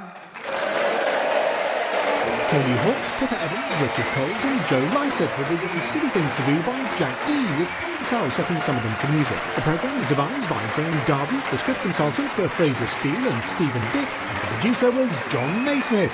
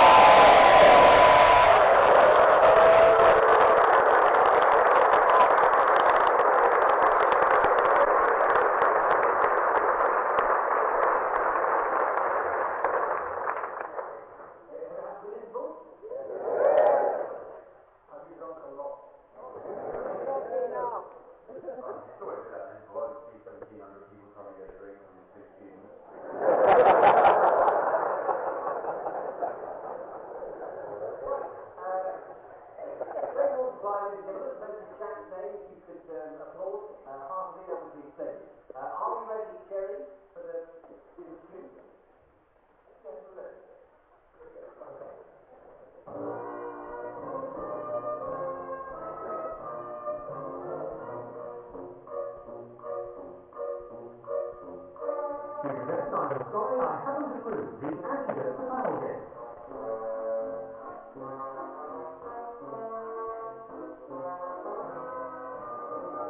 At the piano is Colin himself, and your chairman is Jack Dee.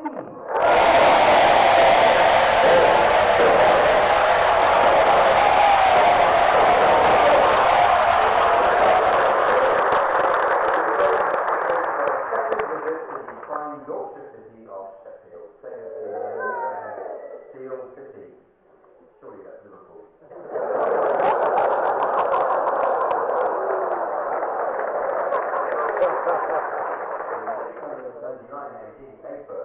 The Anglo-Saxon leader of Wessex was declared the first king of all England as the village of Dore, which is then in Derbyshire, but is now further over Sheffield. And when the border was moved, residents celebrated their newfound Yorkshire status by painting the town red while moaning about the colour of the cost. In 1550, Sheffield Castle was given to Robert Dudley, Earl of Leicester, who is believed to have been the secret lover of Queen Elizabeth I. Rumours of an affair spread after Dudley's wife suspiciously died when she fell down the stairs. Notes of what might have been Dudley's carefully formulated murder plot were later discovered, which read Step 1, Step 3, Step 7. During World War II, the broadcaster Roy Plumley made propaganda and public information broadcasts from Sheffield and went on to create Desert Island Discs. A brilliantly simple format is where a well-known personality is asked if they were stranded on a desert island, which records they would like to have. One in long-distance swimming would be useful.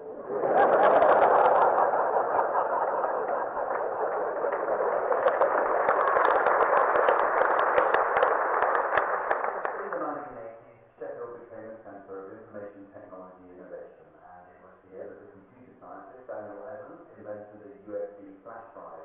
Mr. Evans passed away last year and was interred at Sheffield Cathedral, first unsuccessfully before being put again.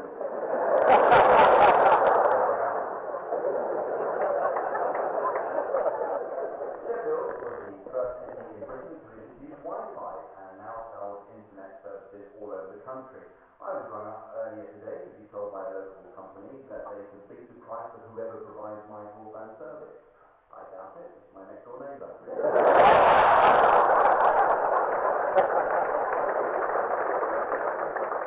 city of Sheffield boasts several football teams. In 1857, Sheffield FC became the first football team in Britain and remained undefeated until 1863 when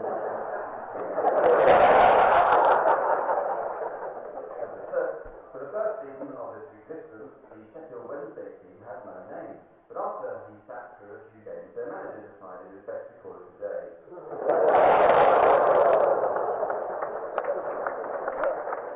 Following some crowd disturbances last season, the city police announced that any Sheffield Wednesday fans reported to have caused trouble would have their season tickets cancelled and would be banned from attending matches.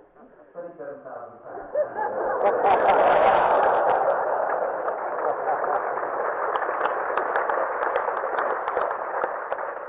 University of Sheffield is a world leader in the field of animal research. It was there that it was learned how to tell whether elephants are African or Indian by reference to their ears. What you do is lift up and say where he's from.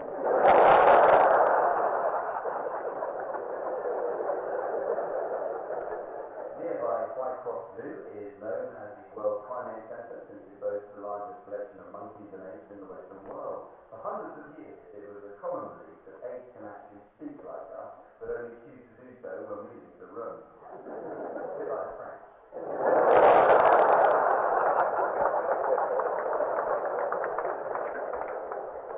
White Cross Zoo also has a mating pair of extremely rare mongooses. Extremely rare mongoose. Monga. The zoo has an extremely rare mongoose and another one.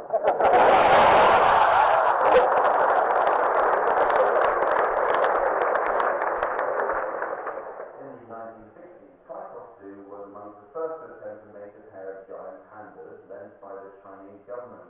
After the attempt failed, the zoo investigated why the pandas had a mating window of just 3 hours once a year. So they were married.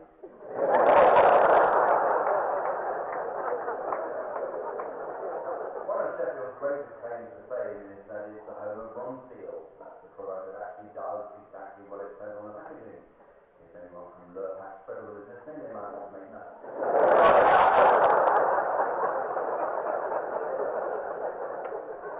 Sheffield Wednesday's legendary player John Sansom was born in the 16th team and leading post-war goal scorer of 166 goals before retiring in 1972. When he passed away last year, Sheffield Wednesday fans held a minute silence before the match, followed by another 90 during it.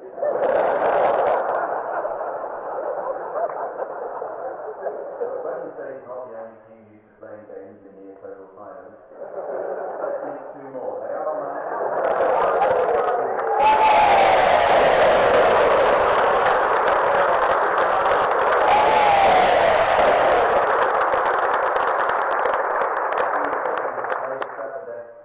please welcome our scorer, the wonderful Samantha.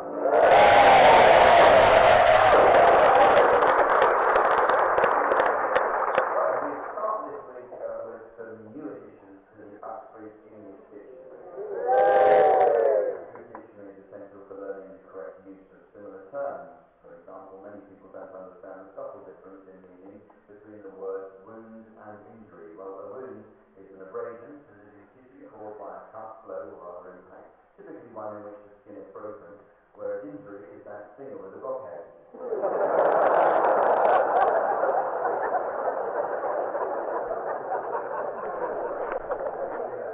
meanings of words are constantly changing, Stephen, so your suggestions, please, of any new definitions you may have spotted recently. Susan, you can start. Foible, something caused up by a New York cat.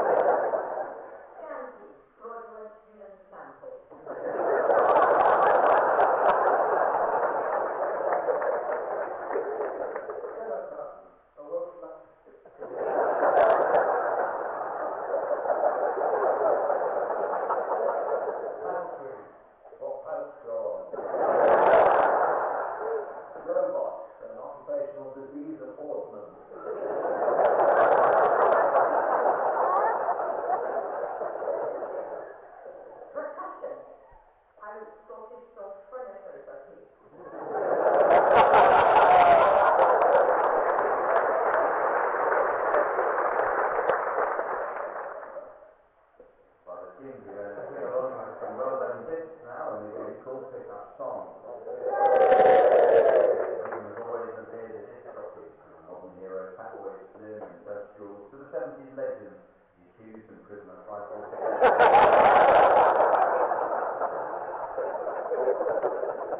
These days, rare vinyl records command a fortune at auction. The holy grail for collectors is the single Paul McCartney recorded, especially for graduating grandfathers, when I'm 34.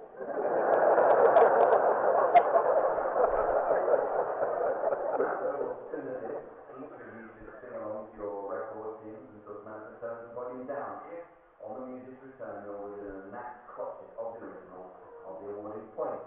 And points mean a predictable Pavlovian response. What does points mean? And this week's prize is the world's most elusive pudding. It's the letter spotted dick. This round will feature duets. Yours is Star Barry and Graham. I'd like you to accompany Bobby Darren and chorus singing Sing.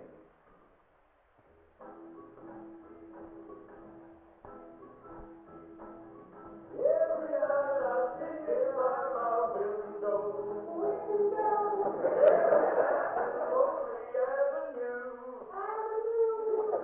watching lovers holding hands and laughing, dancing my things we used to do.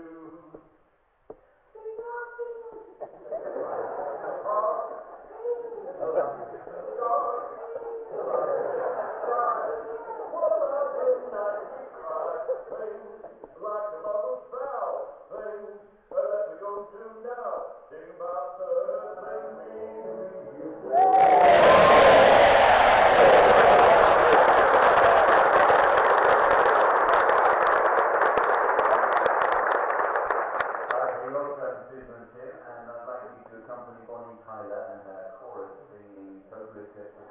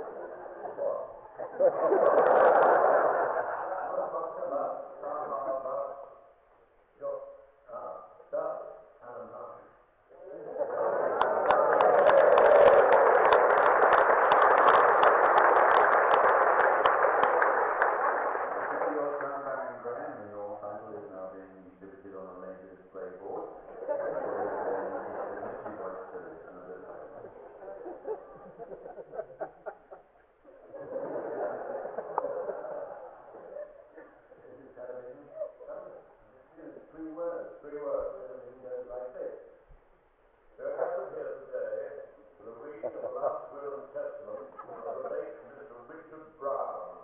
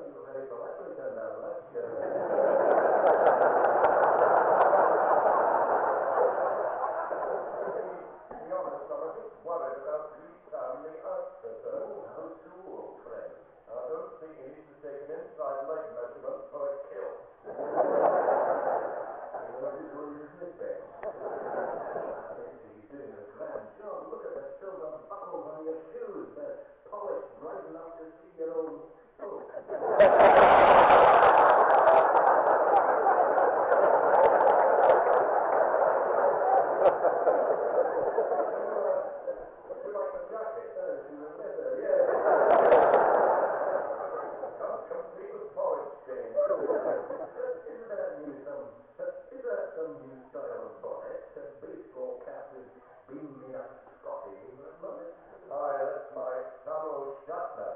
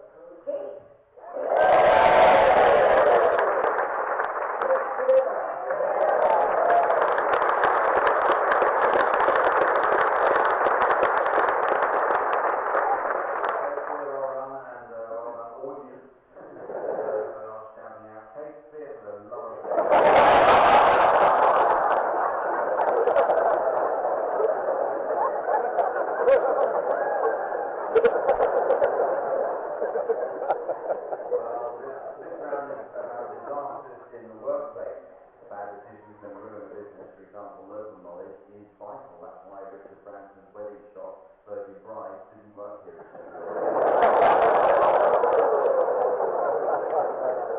It's an improvised ground in which one team are the bosses and the other team are members of staff in for an appraisal following a series of unfortunate incidents at work which they appear to be responsible.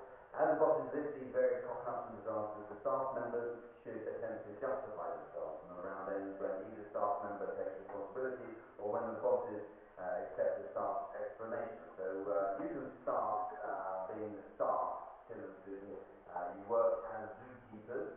You, Barry and Graham, are their bosses, and you're about to summon them into the boardroom for their appraisal. Off you go. Come in, go ahead. Don't sit down. As you put together, we've had a series of disasters to do, and I'm afraid we have to find out who's responsible. Yeah. Give us penguins. Where are they?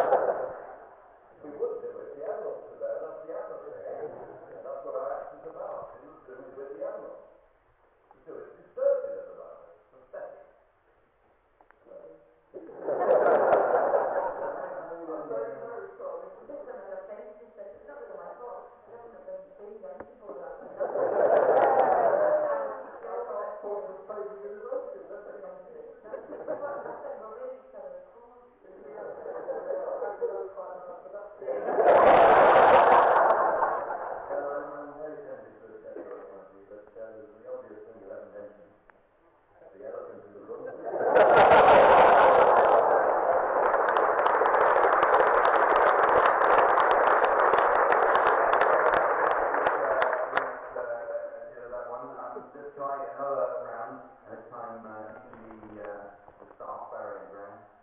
We work as suppliers of magic tricks and delusions, and you're their bosses.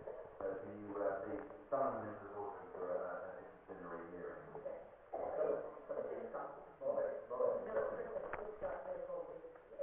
When we allowed you to have a franchise of our premium magic business, you didn't expect what happened in the complaint.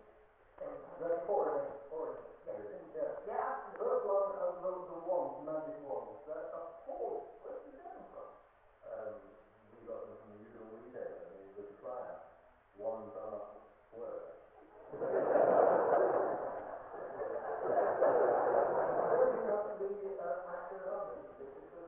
Instructions that these ones that they come from. It says say Alfred Kadabra. Right. Yes. The other design is the little one. But more importantly, and quite frankly, more embarrassingly, I've had almost hundreds of letters from parents about the rabbits that you sent out. Where did you get them from? Well, we only got through the start.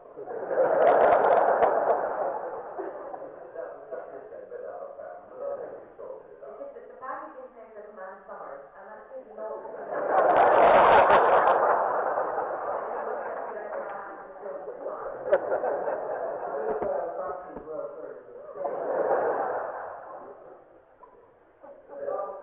Also, you sent us, you sent Paul Daniels, there's a lot of that. Yeah, really cross. Yeah, you sent this cabinet. Yeah. Or did it indeed disappear? Yes, indeed. You know, oh, thanks to it is. To be honest, we were hoping Paul Daniels would get it. From that time, I've been saying we were in Calais, but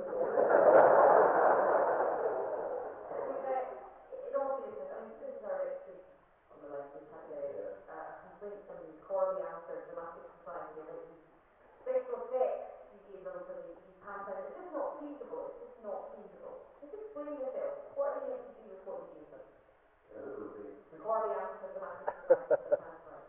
Well, they just themselves about it. Could you clarify that? Well, it's going to take a puzzle smoke and come out here and use these on task of doing it. I mean, how do you make the car constantly all the time? Health and safety nightmare, that's it.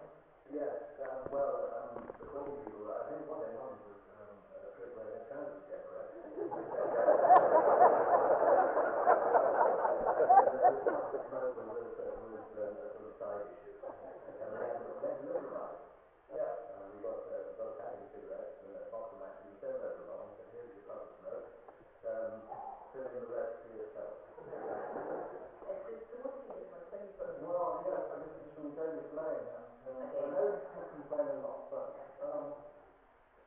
He asked for a trick that would make all the Hamptons disappear. Yeah. So how do you explain what you gave him? We gave him almost 13 Latin and a couple of tickets.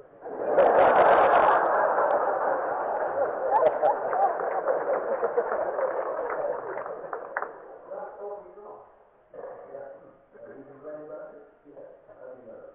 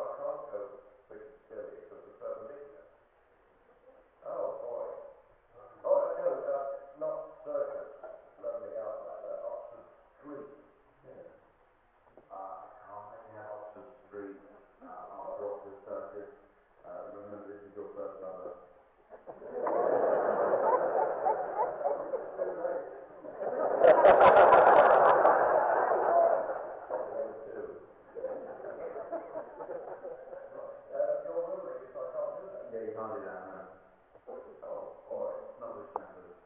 Not with light. No, that's not right. No, I would have said it was good line. A recent trip.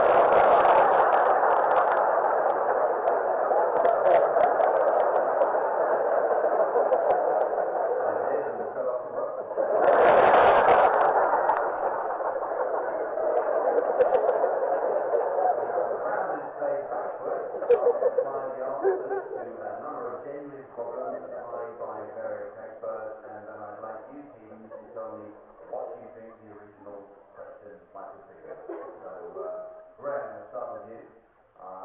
Here's the answer. Can you the remaining legs and placed on top of an upturned bucket. How can I win Britain's Got Talent with a three-legged dog? The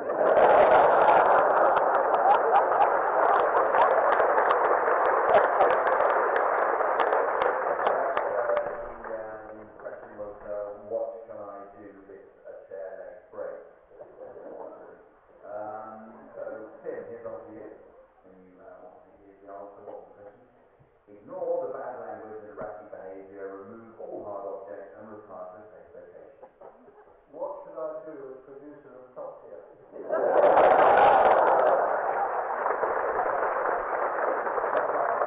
question was, how should I deal with an episode of Tourette?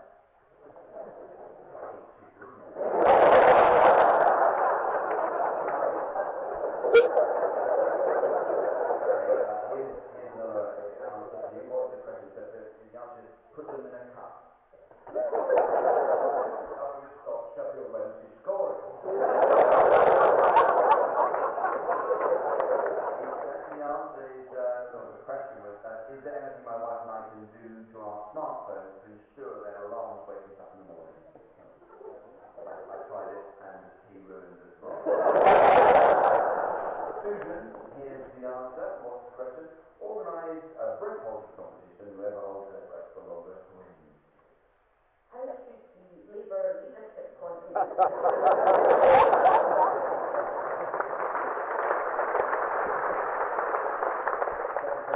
can I get my hyperactive grandchildren to shut up? Back to you, Graham. Here's the answer. What's the question? Dress like a keeper. How can I convince my girlfriend that I'm a keeper? Exactly. How can I stop the animals from hiding away from me in their enclosures when I visit the zoo?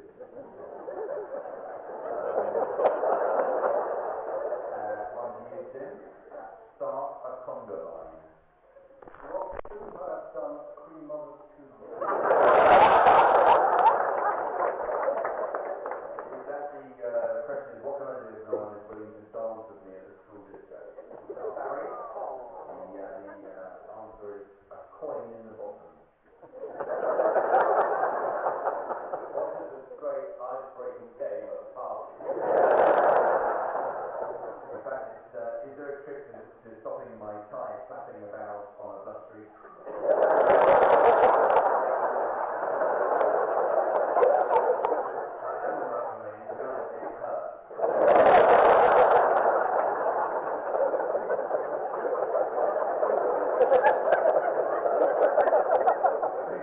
remove glasses, hold your hands out in front of you and walk until you touch something. How can I make my blind dates more interesting? That question was, what should I do if I get lost in a steam room?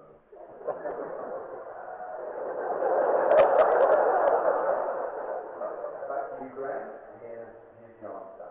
Push down immediately and repeat as necessary. What should I do if I find Keith Lemon trapped in quicksand?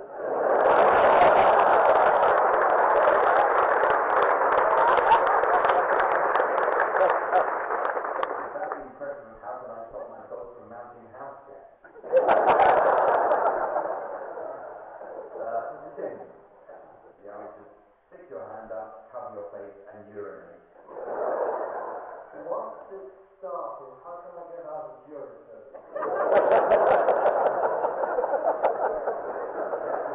Great advice on the question, how do I survive being trapped in an avalanche and make it easy for guide dogs to find me?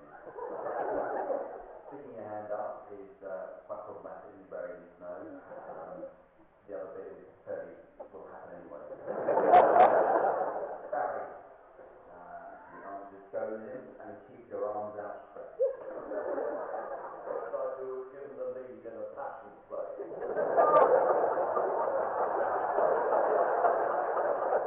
The question is, what should I do if crowd surfing in the mosh pit of a concert? What should I do with crowd surfing in the mosh pit of a concert? Finding Susan, the answer is wear vertically striped clothes that are slightly too small for you. Buy shoe lifts and take care to style your hair upwards.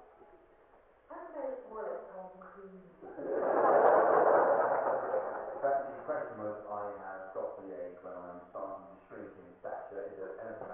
creating an intimate height.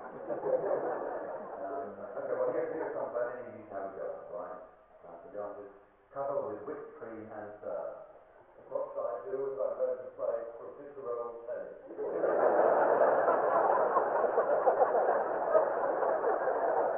question actually is there a way I can rescue a collapsed souffle? No one. Stick on a length of duct tape and pull. What's the cheapest way to get a Brazilian?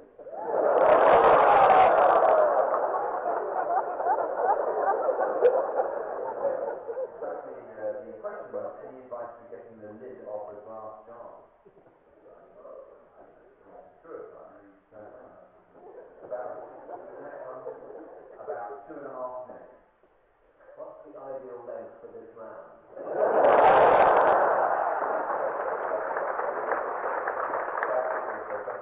For how long should I microwave green beans?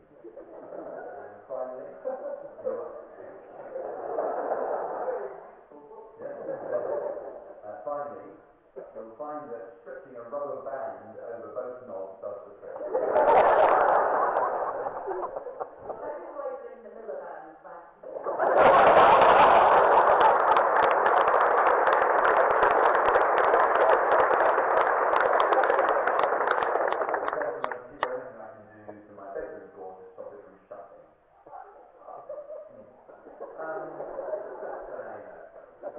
What is music time again? There's 20 to do.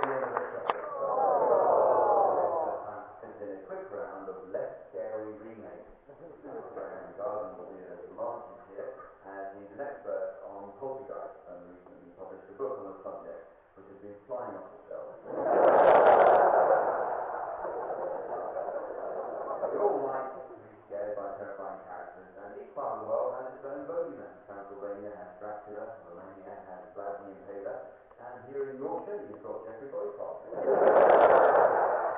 In this round here, I'd like you to see just less scary remakes of some well-known films. So you can start with Susan. The Alan Wicker Man. The Lunch Pack of Dr. Dow. M. Night of the Living Dead. Whatever happened to Baby Bio?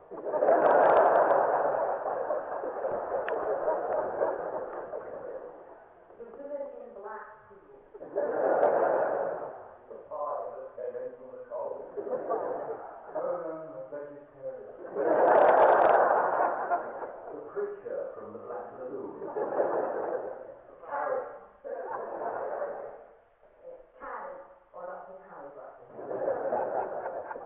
Real wind. Lock, stock, and 2 smoking jackets. I have no idea what you did last time.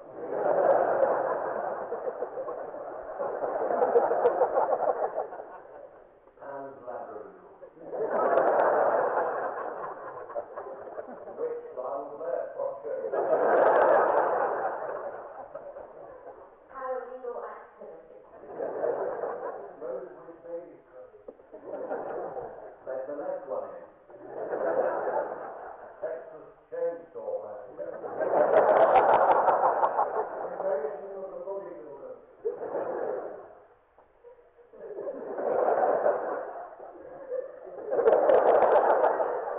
The Fall of the Mount Olympus. Silence of the Lamb Chop. Who looks now? The Nuns of Navarone.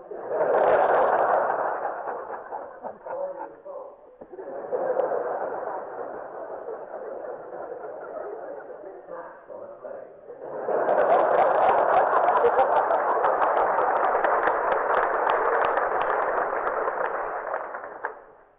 Well, and so, ladies and gentlemen, as the dear belly of time drops out of the dark shadows to eternity, and the double chin of destiny ruins the passable photograph of existence, is the end of the show, and indeed the series. So, from the team, Samantha, myself, and our audience in Sheffield, it's goodbye. Goodbye.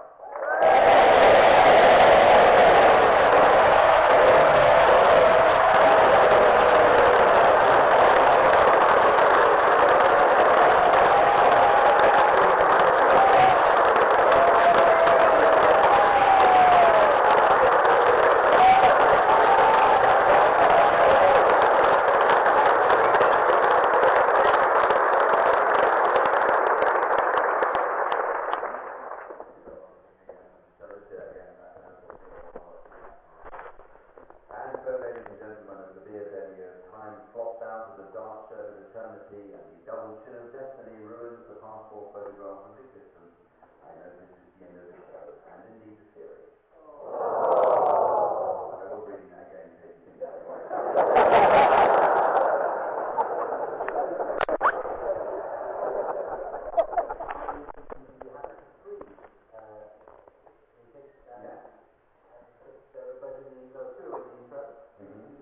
I think there's one there which you've probably got that one. You've done your own USB on.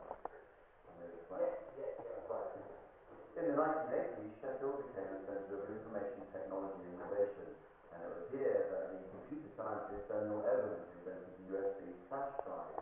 Mr. Evans passed away last year and was interred at Sheffield Keep. Mr. Evans passed away last year and was interred at Sheffield Cathedral, first unsuccessfully before they put him in again the right way around.